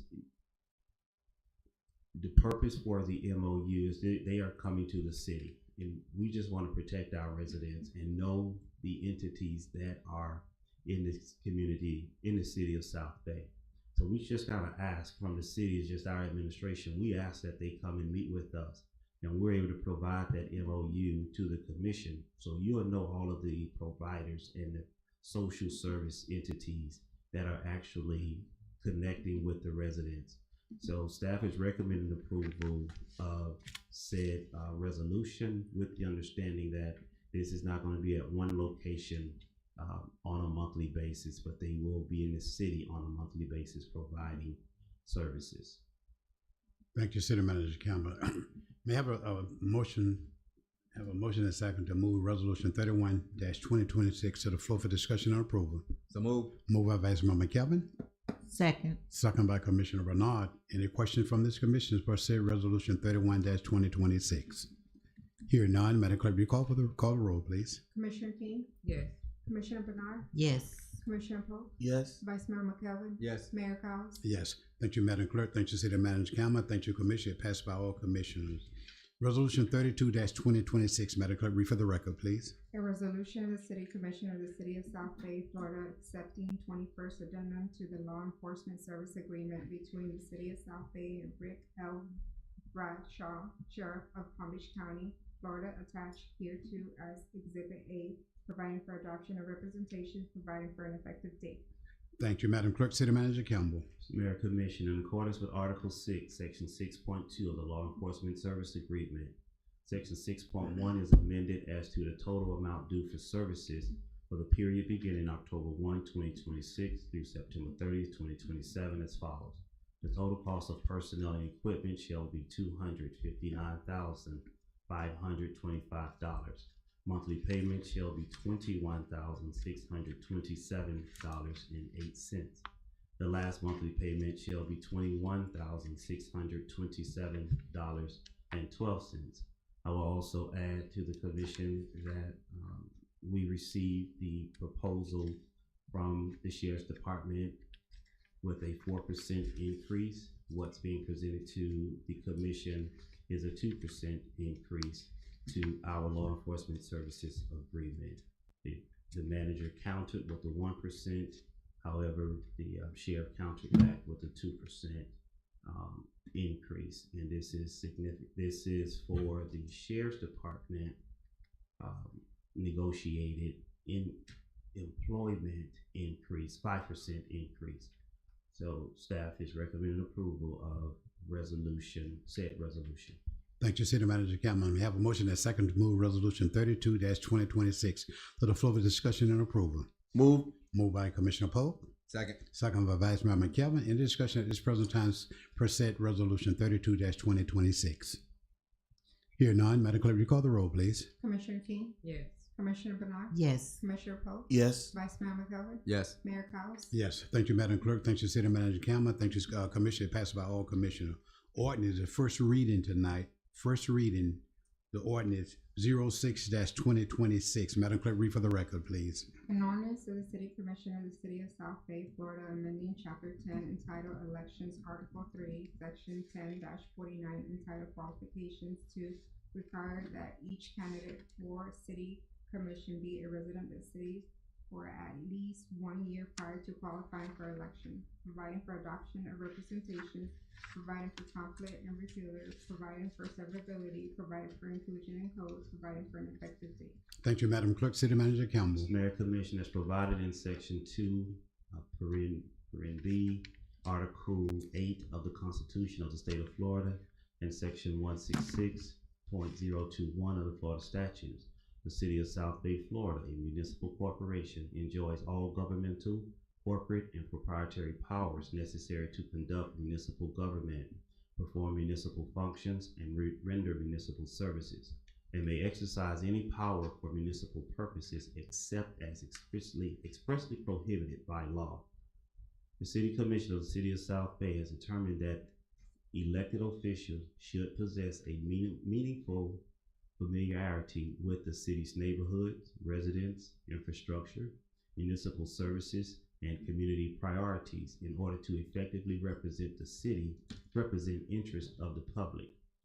City Commission finds that a reasonable period of residency within the city prior to seeking elective office promotes a greater understanding of the city's history, governmental operations, financial obligations, strategic priorities, and unique issues affecting its residents. City Commission recognizes that residents are best served by candidates who have demonstrated a sustained commitment to the city through continued residency and participation in the community. The City Commission finds that establishing a minimal residency requirement encourages public confidence that candidates seeking public office have developed a sufficient connection to the community and its residents before assuming the responsibilities of elected office. City Commission further finds that a one-year residency requirement constitutes a reasonable qualification for municipal office that balances the public interest in broad ballot access to with the city's legitimate interest in ensuring the candidates possess an adequate understanding of the community they seek to represent. Staff is recommending approval of said ordinance upon first reading regarding residency. Your current code read that you must be an electorate in the city of South Bay.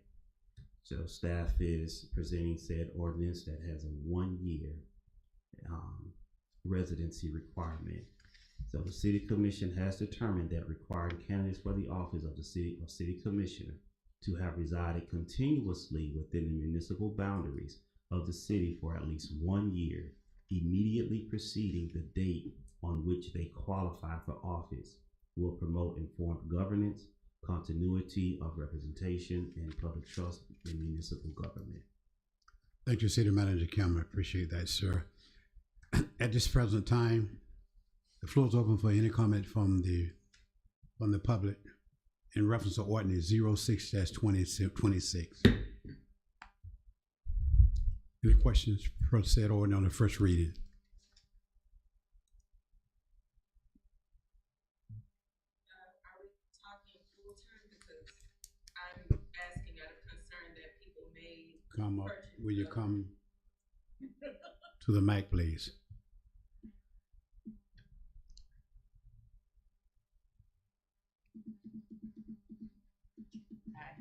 Hi.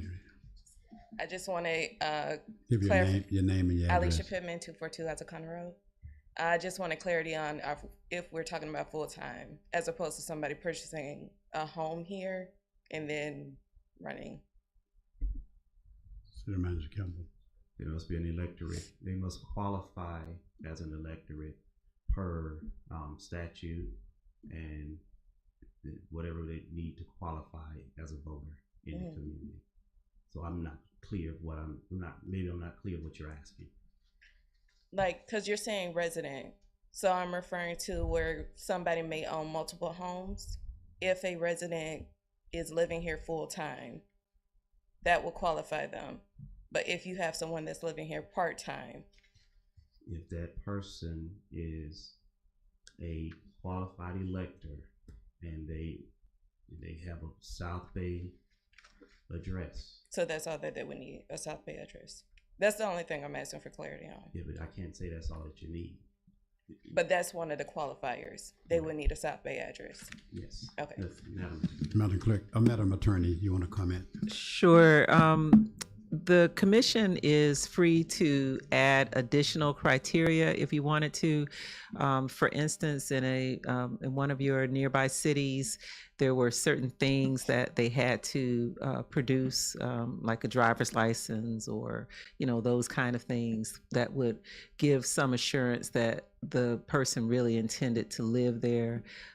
It could be their home, that it's their homestead. That might be something that you might look at.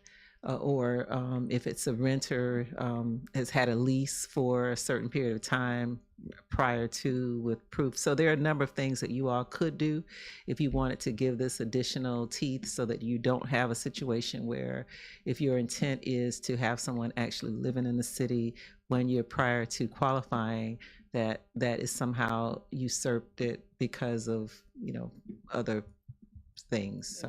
So that's so it's up to the commission is what I'm saying, if you all wanted to give that some addition so that you don't have fuzzy, areas, and it's in the height of an election. Now you have plenty of time.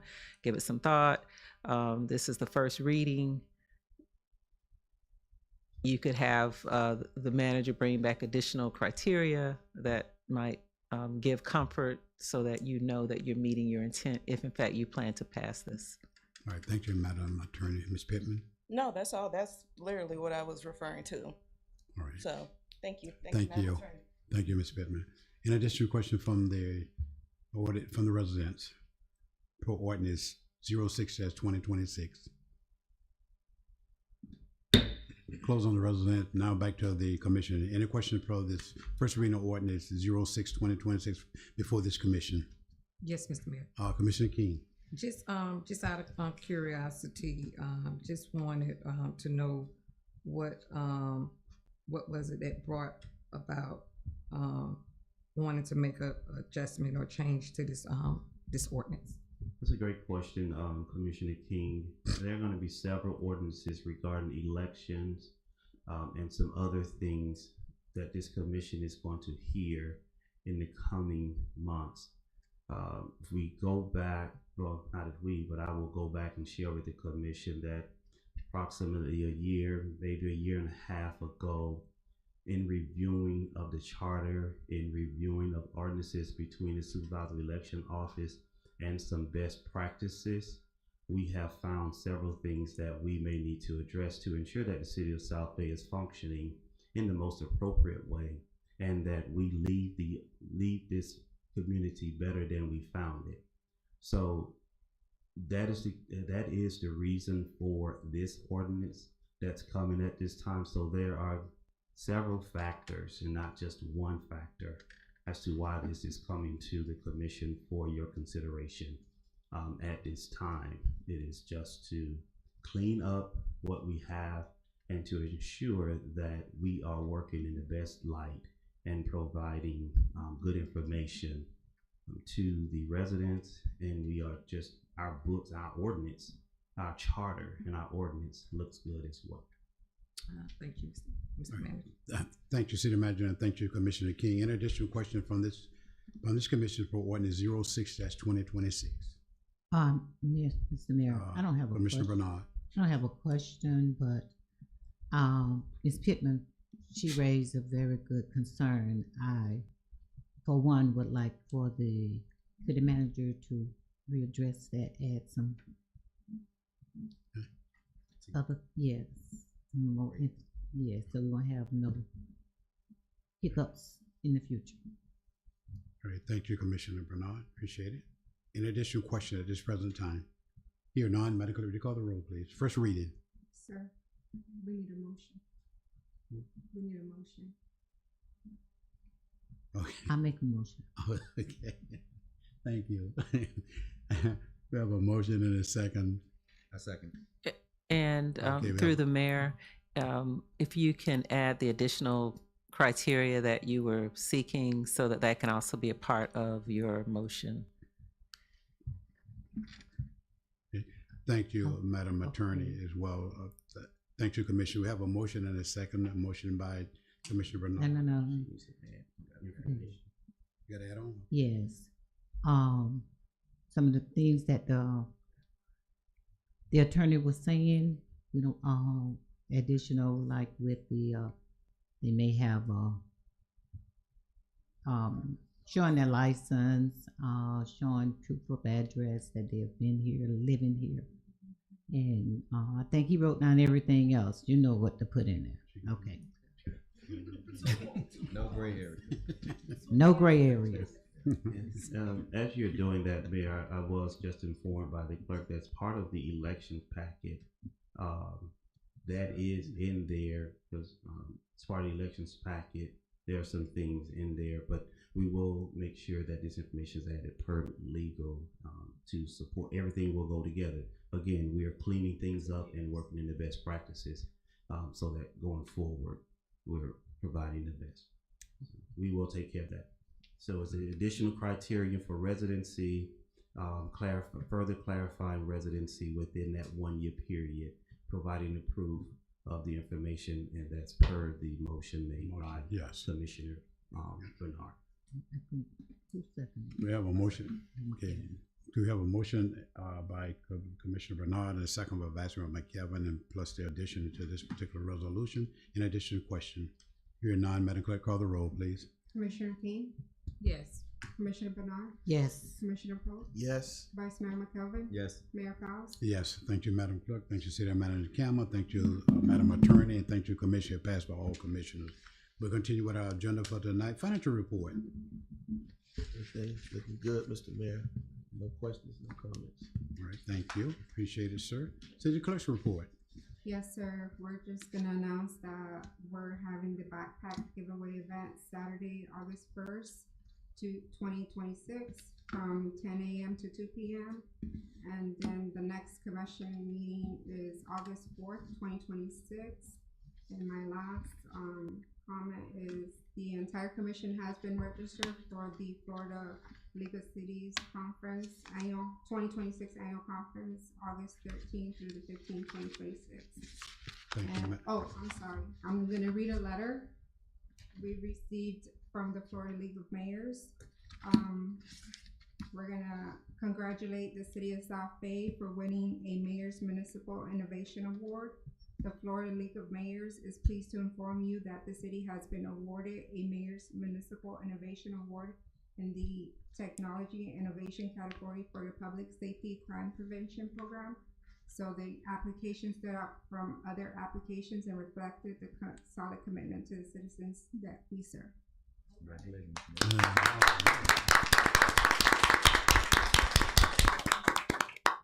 In reference to the letter that the clerk just read, I just want to thank you all. Thank the residents, thank the staff for what they do each and every year. They're trying to make sure we get that a particular award. Crystal, will you give me the two? This will be our third award that we have received from the Florida League of Mayors within the city of South Bay. We received one last year, the year before, and this will be the third one. And this year here is because what we do together as a team within the city of South Bay. It's nothing about the mayor of the city. It's nothing about the mayor. This is something that we established 3 years ago for the Florida League of Mayors, that what we want to do to recognize the city and the residents of what they do in conjunction with each other within their cities. This is something we did.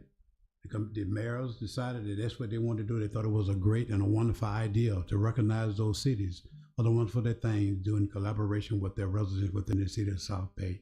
And we have did a fantastic job, and this staff makes sure all the information is rendered to Tallahassee, to the Florida League of Mayors. They go through everything. They go through the questionnaire. They go through the pictures and all of that. And we are the one, this year here, we was awarded again for the Innovation Award. Belgrade was awarded one as well. So I just want to say to each and every one of you all, thank you all for being a part of what we do in the city of South Bay. It's not about the mayor, it's not about the commission, it's about you coming together to work with us, with our law enforcement and our fire department. Our staff does a wonderful job each and every year to make sure that we are recognized once we go to this Florida League of City Conference each and every day, every year. Thank you again, over and over, on behalf of you. This is your award. This is your award. It's not the mayor's award. The residents and the staff members award. Thank you. Thank you, Madam Clerk. Appreciate it. City Manager report. Mr. Mayor, a few items before I get into the proposed charter amendment. What I've placed on your desk is initial status update of the modified work schedule. I just want to share with you from organizational standpoint, staff morale has noticeably improved. Employees have expressed appreciation for the modified schedule. Supervisors have reported a positive work environment with increased engagement among their teams. The schedule has also contributed to a reduction in unscheduled absenteeism during this initial period, which has helped maintain continuity of operations and improve departmental efficiency. Also, we have not received any complaints from the residents or businesses within the community or business outside of the community. One good thing I would like to share is that we've had an uptick in our building permits activity online, so more permits are being submitted online. Payments are being done online, so those are good things that are happening. But I will provide you an update another 30 days as part of the modified work schedule. Yeah. The next item,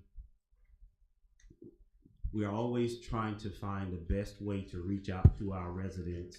You know, we're building our marketing and branding campaign. We're doing more social media work to the best of our ability. We're trying to communicate effectively with the residents and meet them in the palm of their hand as often as we can. What I also share with the commission is meet, be with. One thing we are challenged with here is calendared events. Not just events, but activities, things that's taking place in the city and what that calendar may look like. And be with, the city of Tamarack does a phenomenal job. Of course, the larger budgets, activities, and just the way they're structured, there are some things that they're able to do, we're not able to do, or we just it doesn't take place in the city of South Bay. However, if you want to look at the city of Tamarack's calendar of events on their website, you will see information, activities and things that are happening. That's Be With. I did meet with them. I can tell you this is not it's a friendly, easy tool, but it is not a tool that is $23,000 for annual subscription for the city of South Bay. But I did want to share with you, because I know the commission is always asking, are we reaching the residents? Do they know what's going on? Are we engaged with them? This is an end-to-end discovery and engagement platform that is a phenomenal tool, but is an expensive tool. But I did want to share it with the commission. You should have that presentation before you. And if it is something you desire after you review it, you desire to for the manager to look into further, by all means, get the information to me. After you review it, we can discuss and find a path forward if at all possible. So I did want to share it with you. The other item, our community development department. Our community development department really don't provide development. Now, I'm not saying they're not doing anything. I'm not saying housing, building, construction, all those things are not taking place. But I want to share with the commission a name change for the department. Instead of it being community development, in consultation with the director, the name Neighborhood Services. Neighborhood Services would represent one, we all in conversation with the director and with the directors, we think community development is a little antiquated. However, what actually takes place in our community development department, economic development, community economic development, is we provide services to our residents. Code compliance is a service, community outreach, community navigation, public information, marketing, resident engagement initiatives, city-sponsored events, managing the city website and social media platform. We also develop public education campaigns, support strategic initiatives established by the commission and the manager. What I would like to do is bring back a resolution to the commission for your consideration. I can share this information. I can share this information with the commission on what the mission, the vision, and some of the core function of the Neighborhood Services Department would look like. But it is couching everything that's actually taking place in the right place for the city. So I can share that information with you, but I'm interested from an administrative space and just what we're actually doing. Again, best practices is changing the name from community development to the Neighborhood Services Department. But that information can come back to you in the form of a resolution, but open to discuss it with the commission in the very near future, if that's, you just get your take on it. one more thing. I would like to have some, just to get the feedback from the commission. I know I'm kind of going through this. I made a commitment to myself that I wasn't going to talk too much tonight. You've been awarded $1 million from Congresswoman McCormick's office, former Congresswoman McCormick's office, but the dollars are coming through USDA rural development. That is for when we made application, it was for the helical pylons at Tanner Park following the utilization of the $2 million that we're receiving from the state. All of that is for the construction of Tanner Park new 15,000 square foot facility. I know everybody knows that the cost of construction and the cost of everything has drastically increased. In a meeting with USDA last week, USDA did state we are able to utilize the dollars on the existing facility without demolishing. We cannot add, you cannot build additional padding, foundation, but where the foundation is currently, you're able to close that in. So I would like to just have a conversation with the commission centered around drafting a scope of work to modify, make reconstruction on the existing Tanner Park facility for the utilization of the said $1 million. I would just like to have a conversation, if at all possible, because we are scheduled. USDA would like an answer if the commission and the city would like to go in that direction, but we also need to confirm an architect, because we do have an architect of record through our CCNA process. So you have one under contract, or do have them come out to draft preliminary scope of work so USDA could give us full approval. One thing I can tell you, it will eliminate or reduce significantly any environmental work that is currently underway. It won't stop what's happening, but if we're not going to demolish and expand the building, there are some things we would not have to do environmentally if we're able to move in this direction, Mr. Mayor. I turn this over to you just for conversation with the commission or your nod to move forward. We do not have an agreement from USDA yet, and that is what we're trying to get to, is the agreement. We only have the award from USDA, the award letter that the dollars are set aside and earmarked for the city of South Bay. What we want to get to is an agreement with the proper scope of work for the Tanner Park facility. Thank you, City Manager Campbell, to that report. Just a brief conversation before this commission. How do you feel about that at this present time in reference to the center that we already have there? Trying to do something to expand that, because at this present time we're in an area that we don't have the money for the funding for the new building. What is the pleasure of this commission in reference to the $1 million that's already there? Hopefully we'll be able to get that $1 million to move forward. Just a brief conversation. We'd like to have that conversation tonight, or you'd like to set another time to have that conversation in reference to that building? Yeah, let's do that.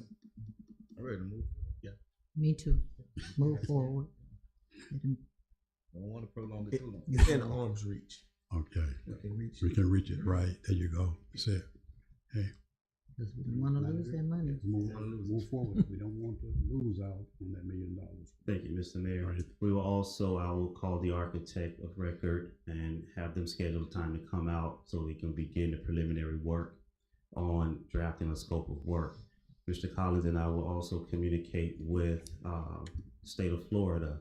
That $2 million is still there, and it was set aside for engineering, stormwater, infrastructure work, and some construction dollars. So we will also have that conversation and see if we're able to pool all those resources and put together a scope of work that will still meet the needs of the community and provide Tanner Park a hardened, larger facility on the footprint and the pad that's currently there. So more information will be coming back to the commission in future meetings. Thank you, City Manager. Thank you, Mr. Mayor. We will move forward. Now, your commissioners, go ahead. And thank you, Commissioner, for that support in that direction. Along to the charter amendment, at a past, this conversation is being presented to the commission is at the direction of the commission following a request by the members of the commission to place the matter on a future agenda for discussion and consideration.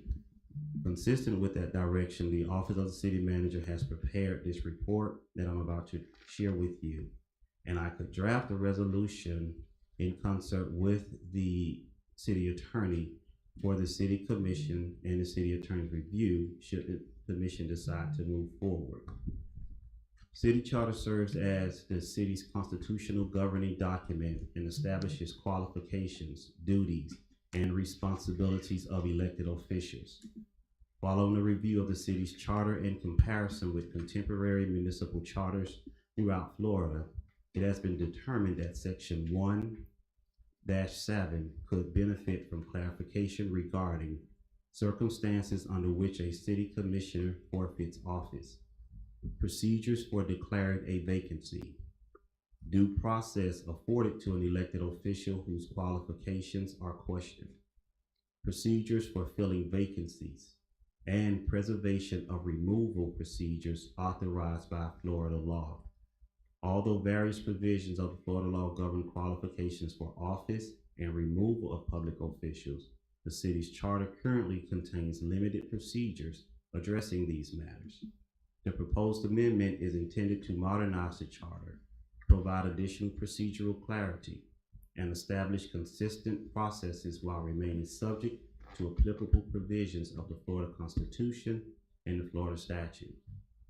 Because municipal charter amendments require approval by the electorate, any modification to these charter provisions must be submitted to the city's qualified electors through a referendum election in accordance with Section 166.031 of the Florida statutes. The city clerk has initiated coordination with Palm Beach County Supervisor of Elections to ensure that any proposed charter referendum complies with all applicable provisions of the Florida Election Code, including statutory requirements governing ballot titles, ballot summaries, election scheduling, notice requirements, qualifying deadlines, and clarification of election results. The SOE's office will send out municipal election intent in September. And in November, ballot language will need to be submitted.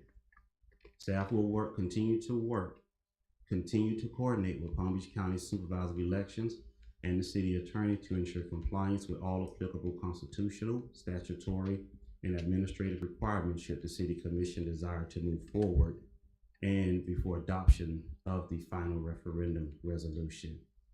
So the staff is sharing this information with you. If it is, I know you wanted it to bring some information back per your future agenda request regarding this section to determine if it was in the code or if it was in the charter. And it is in the charter, and it will require charter amendment. Is it the will of the commission to move forward with a charter amendment focusing on Section 1-7, circumstances under which a city commission forfeit office, procedures for declaring a vacancy, due process afforded to an elected official whose qualifications are questioned, procedures for filling vacancies, and preservation of removal procedures authorized by Florida law. That is a question to the commission. If the commission is desiring to move forward, the manager in concert with the attorney would bring back a resolution for you all to consider and discuss to prepare the appropriate ballot language for your March 2027 election. Mr. Manager, is it possible that each commissioner receive a copy of this particular draft that you have in your hands, sir? I only have the notice. The notes just, only? just my notes. Okay. Because we hear what you hear you reading it, but we like to take a look at everything that you are saying here tonight in order for them to focus on these different things, because they don't want to just go in there and say that we want to move forward and really haven't had the opportunity to dissect what you have explained to us tonight, sir, if it's possible. Yes, sir. That concluded your report, sir. I think I had one more, Mayor, and then I'm going to finish. This is an ask yet just to provide some information. Mayor Commission, what I'm about to share with you is regarding the city manager specifically, and also just best practices, continuing education credits as well. So, Mayor Commission, I would like to request permission to attend the ICMA 2026 Annual Conference, the International City County Management Association, held October 17th through 21st in Long Beach, California. It is the premier education and networking event for local government professionals. I can go through all of those things, Mayor Commission, but I would like to say that just from a budgeting space, the dollars are budgeted, but the cost of this, including meals, registration, registration, airfare, hotel, the total cost is approximately $4,100. This request is coming, one, the city manager has forego 2 years of continuing education credits, and just preparing for best practices. And I did that not only to support the budget, but also to support the budget and because I care about the community as well. But I'm also bringing this item back to you just from a professional development perspective, and just to keep you aware. I would not want to do this, although it's budget and it is within the manager's authority, purview to do. I did not want to make this type of investment, the travel arrangements, totaling $4,100, without at least communicating with the commission and the public, and just sharing this with you all at the same time. So that is what I am asking of the commission, sharing with the commission, but just to get your flavor or passion as to where your thoughts are. I'm open to any hard questions, because there are no questions too challenging that I'm unable to provide a response to. Commissioner, is there any question in reference to the action of this, our city manager going to the management conference? I think 2 or 3 years you haven't been to a conference, I'm like, correct, sir. All righty. I get some feedback from the commission in reference to this. Commissioner King? Did he said that it was already budgeted into his in his travel account? Yes. That's it. Okay. Commissioner Bernard? Let me better answer that question for the public. It's just for the commission. The dollars are in it within the budget. So, and yes, the ICMA. So yes, but it is still not just set aside for that one thing in the budget. So you're saying that it's not in your budgeted account to attend this, or the funds are there for travel expenses? Correct. The funds are there for travel expenses, which would cover these expenses for this conference. Okay. Are there any more conferences? Let me back up. This is the total amount left in the travel account? Oh, this is for next year's. This is next year's budget. Oh, for next year's budget. Okay. Okay. Thank you. That's all. All right. Thank you, Commissioner King. Commissioner Bernard? Okay, being an educator and you have missed a couple of years of best practices and professional development, There is something that's out there that you have missed that we probably need to know about. So I am all for you going to that city managers conference since it's already budgeted. And thank you for looking out for the city for 2 years for not going. So now it's your time. You've looked out for everyone else.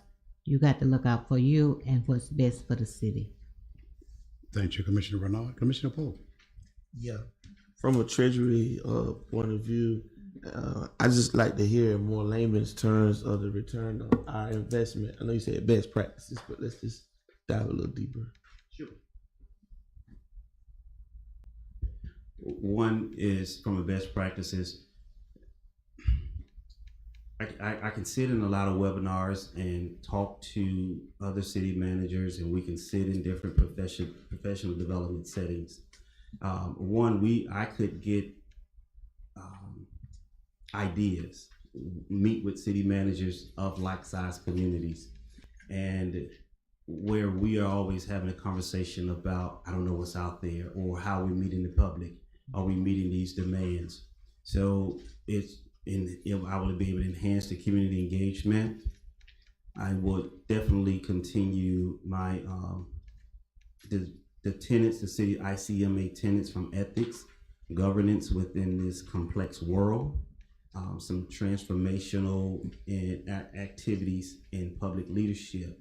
All of that additional, just as my education now and my thought process and what's actually taking place in my head, it would relate to the residents. So this is something, once I learn it, I'm able to share it and meet those challenging issues with better tools and a better skill set. Appreciate that. Yes, sir.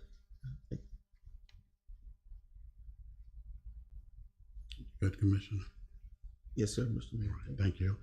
Vice Mayor McKelvin. Yes, I don't have any questions, Mr. Mayor. I'm all for the city manager going to his conference to better brainstorm with other city managers to actually help the city of South Bay progress more moving forward. So he have my support. Thank you, sir. From this commissioner, I need a yay or a nay from each one of the commissioners. Yes, sir. Oh, I'm sorry. The thing about it is that we have to take into consideration you have a city manager here that served our city. That's why he was hired to serve. He was hired to go to be educated more and more. There's some things that are taking place now, and we need to make sure that our city manager is on top of it each and every day. And we have to make sure that our city managers speak to other city managers about different things that is taking place. And I have learned a great deal of things in reference to the reason Florida League of Mayors meet. Different things that's taking place in their cities, we think is only taking place in our cities. But I had a golden opportunity to speak to different ones every time I go to a meeting among the mayors about things that's changing, not only from the state level, from the federal level as well. And these are the things that help me and groom me more and more to trying to be a better mayor for the residents in the city of South Bay. And the same thing we expecting out of our city manager as well, to be a better and a greater city manager for the city of South Bay. And I think that by him attending this conference, I think it will be very rewarding and very appreciated as well, but not only from these commissioners, but from the residents as well. So I agree in reference to him attending this conference also. Commissioner King. We're voting now? Brother, yes. I was calling yea or nay in reference to him attending this conference. Yes, I agree. Okay. I have yours. Commissioner Pope? Yes. Kevin, I have your, yes, sir. Thank you. Thank you, Mayor. All right, thank you, Commissioner. Thank you, Mayor Commission, for that support. I really do appreciate it. That completes the manager's report. Oh, Mayor Commission, I do. That was one more note in my 625 Palm Beach Road. Lately, that is the old Head Start site. And sadly, I know it was kind of personal to Mr. Ricky Harvey that he took care of that site. And our residents that are currently there, that is a city site. And Mr. Harvey maintained the site. He did not, along with the residents that were there.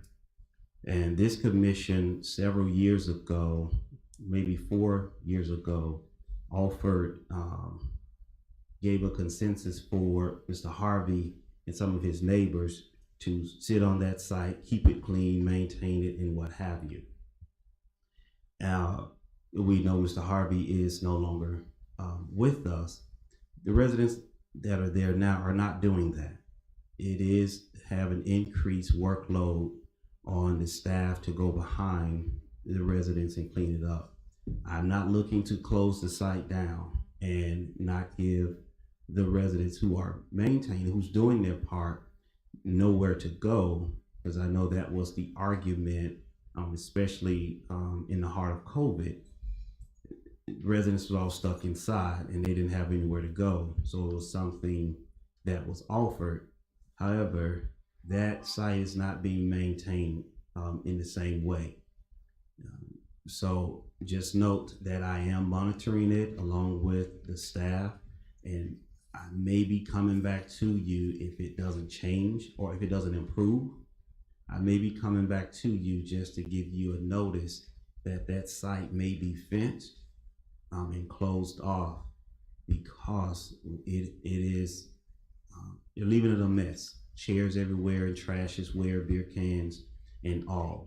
So just note that staff is looking at it, and it may be coming to you to close that site off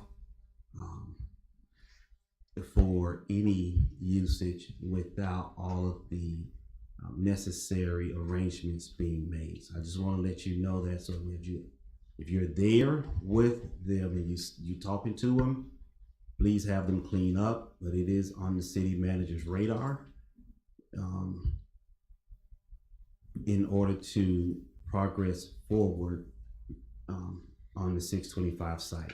That completes the manager's report, and I'm happy to have conversations with any of the commissioners of the public regarding that during office hours. We schedule a time with Ms. Crystal, and I'm sure we'll schedule a time to clarify any concerns that the residents or the commission may have.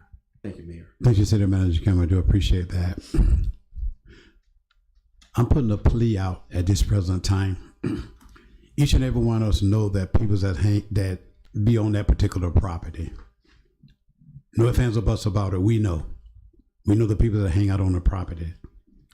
My plea to each and every one of y'all, let's go out there and talk to those individuals. When you have the golden opportunity or the chance to talk to them, just drop in there briefly. I'm asking the same thing with these commissioners as well. Talk to them briefly about keeping that place up. I have been out on the place there as well. They have a wonderful and great time. They engage with each other. They have fun, and we don't want to block them from having fun and participating with each other on that particular property. But we want to make sure that property is clean within the city of South Bay, because on Saturday mornings, Sunday mornings, some guys be sitting out there late at night, and then they leave the chairs and the tables, they spread it all abroad, instead of trying to put those chairs back up under those trees like they was when Ricky Harvey was here. And I think that by us talking to those individuals, I think they will cooperate and make sure that place is kept clean. We don't want the manager to put a fence down there, and we would not. You'll look at us as leaders as well. Where these guys going to go at now, what they're going to do. We don't want that to happen, because they started out at the provision at Cox Park. Now they're over in that particular area as well. And I think that by us talking to them and letting them know precisely that you have a responsibility to keep this place clean, let's talk to them, because we will be doing the same identical things as leaders within the city of South Bay. And again, thank you, City Manager Cameron, for bringing that up. I do appreciate that, sir. Do you have additional information? Mayor Commission, you several months ago, you offered the city manager an opportunity to create a sustainable succession plan within the Public Works Department. You gave me permission, you gave me your support in order to hire an assistant public works director for as part of the succession plan. Went through interviews and one, that was a tie. That was not really a tie, but it was a little tough decision that the public works director had to make. And I'm here with you tonight after, I think it was about 5 people we interviewed. Here with you tonight is your assistant public works director who got on the, who came in the city hall last week, and they were met with some things and didn't realize what public works actually had an idea. Talked about stormwater during their interview, talked about how they're going to move the public works department forward and support the director as we move into this new age of city services and public services. And you have tonight with you your assistant public works director, Mr. Jeffrey Willis, here as the candidate. If you would just stand, wave your hand. I think they know you. However, through all of the interviews and the application process, Mr. Willis, who's here, he's going to be serving as the Assistant Public Works Director for the City of South Bay. And thank you, Mr. Willis, for sharing with us tonight and being able to introduce yourself to the commission. And just wanted to let you all know we are completely hired. Every position has been filled in the City of South Bay. We've had some transition over the past 8 months within a year, but I think we've met our goal. Everything is full.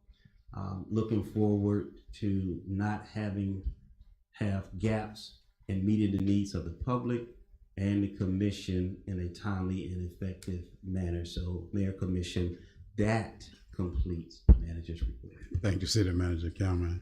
And thank you, Mr. Willis, for being our new employee within the City of South Bay.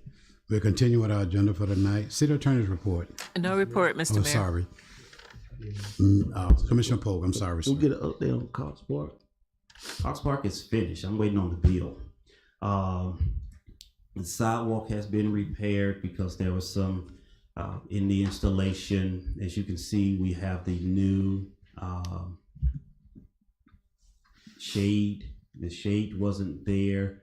The shade is being paid for through a grant that Mr. Collins received. The playground equipment you budgeted for in your general fund. You did set aside $100,000, but the playground equipment is coming to you at about $69,000, $69.70. Don't quote me on it. The repairs for the sidewalk, but the Tanner Park facility and the fence. Cox Park is open and it is ready for operation. If I'm not mistaken, the building official has signed off on it. Yes, and it is good to go. Yes. They need a final inspection. Oh, well, They'll need a final final inspection. Yeah, there we go. But I have I can say that the final inspection is going to get approved because I have good word that the park is good to go and ready to go. And yes, for all residents that may be asking, can that shade come down? Yes, it will not blow off in a wind because we can remove it during the winter months when it's not as hot in order to keep the life in that shade. So it's open for the public. Yes. Today, when I was on my way to the commissioner meeting, there was a family out there this afternoon. They was enjoying themselves. In addition, question for the city manager report. You hear none? City attorney's report. No report, Mr. Mayor. Thank you, Madam Attorney. Future agenda items. Yes, Mr. Mayor. Commissioner King. Thank you. If we can bring back a plan to beautify the triangle in the city, as well as get the marquee working or replace it with another one, so that, you know, when people are entering into the city, that triangle can be beautified and we can start putting information on the marquees where, you know, our citizens can also receive news information through that marquees. For that, motion, Commissioner King. Yes. All right, have a motion by Commissioner King in reference to plans to beautify the triangle and also to rectify the marquee within that particular area. Have a motion. May I have a second? Have a motion. Can I have a second? A second. Got a motion by Commissioner King, second by Mayor Cowes. Any questions? Yes, I have a question. That triangle, isn't that county owned?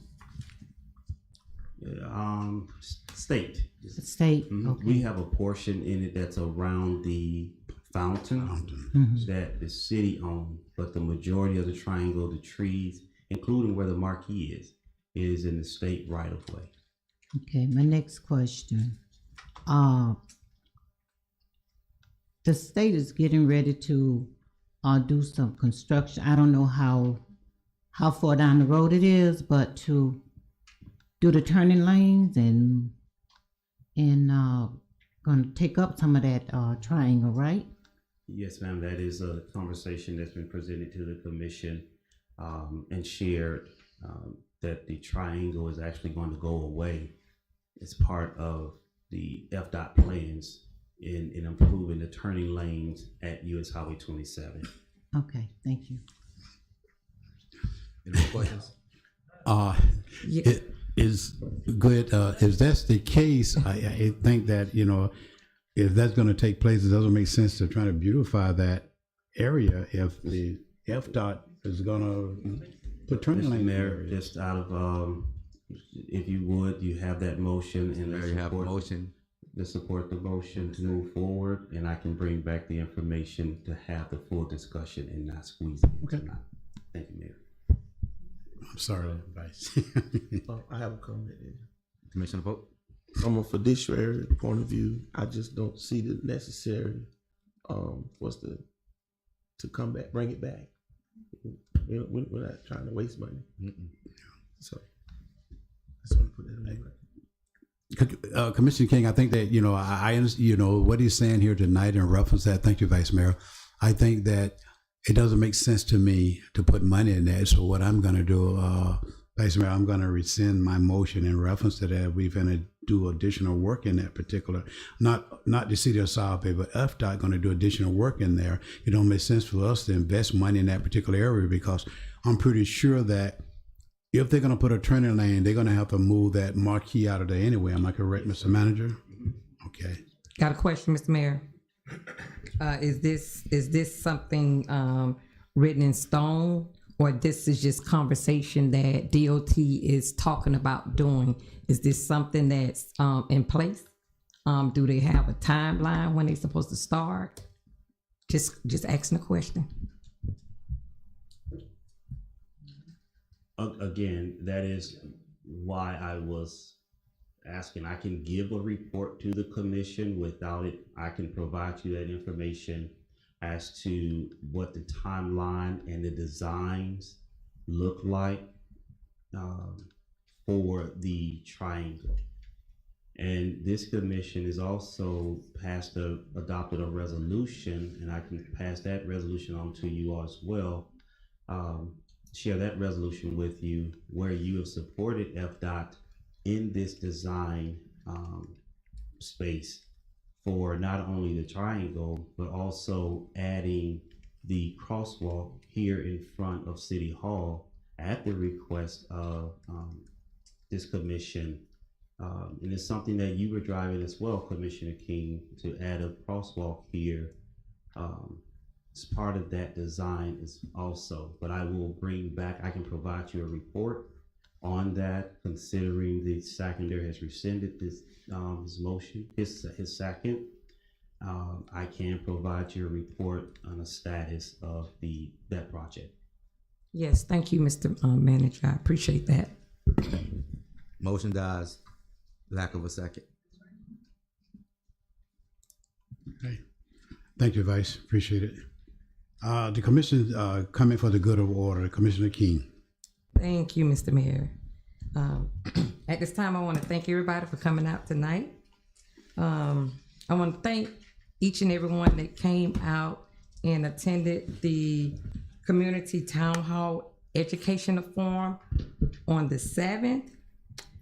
Thank those that attended in person, virtually, and the ones that was peeping. We had 1,567 viewers that received some vital information for our upcoming election, property tax, and other answered questions. I want to remind everybody that the tax-free holiday has started on yesterday, so please take advantage of that, as well as school will be starting back on the 10th, and let us be mindful as we driving up and down Palm Beach Road during school zone. And while we on that, Mr. Manager, do we have an update on that, those beacon lights in the school zone? I thought the beacon lights were installed and operational. That is what I provided some time back to the commission, that those lights were installed. The contractor came out, installed the lights, and they're operational.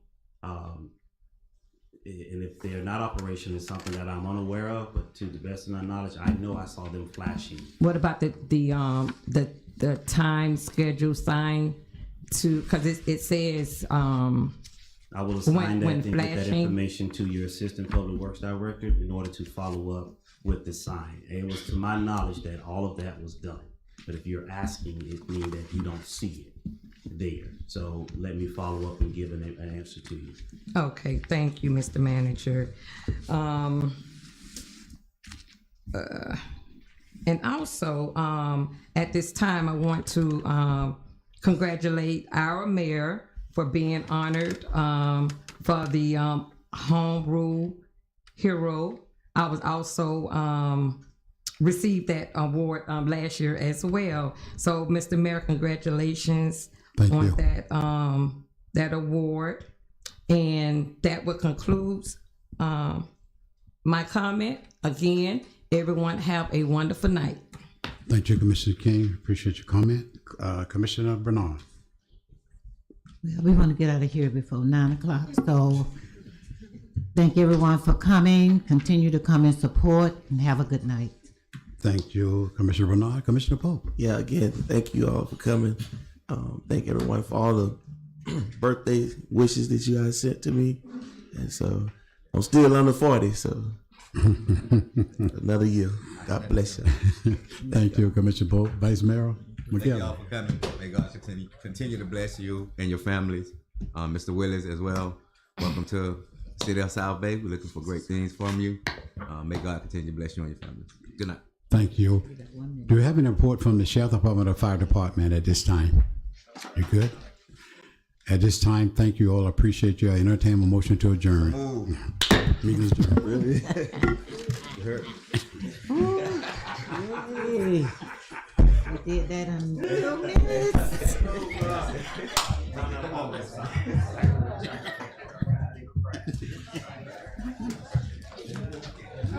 you. Thank you, man. Really good.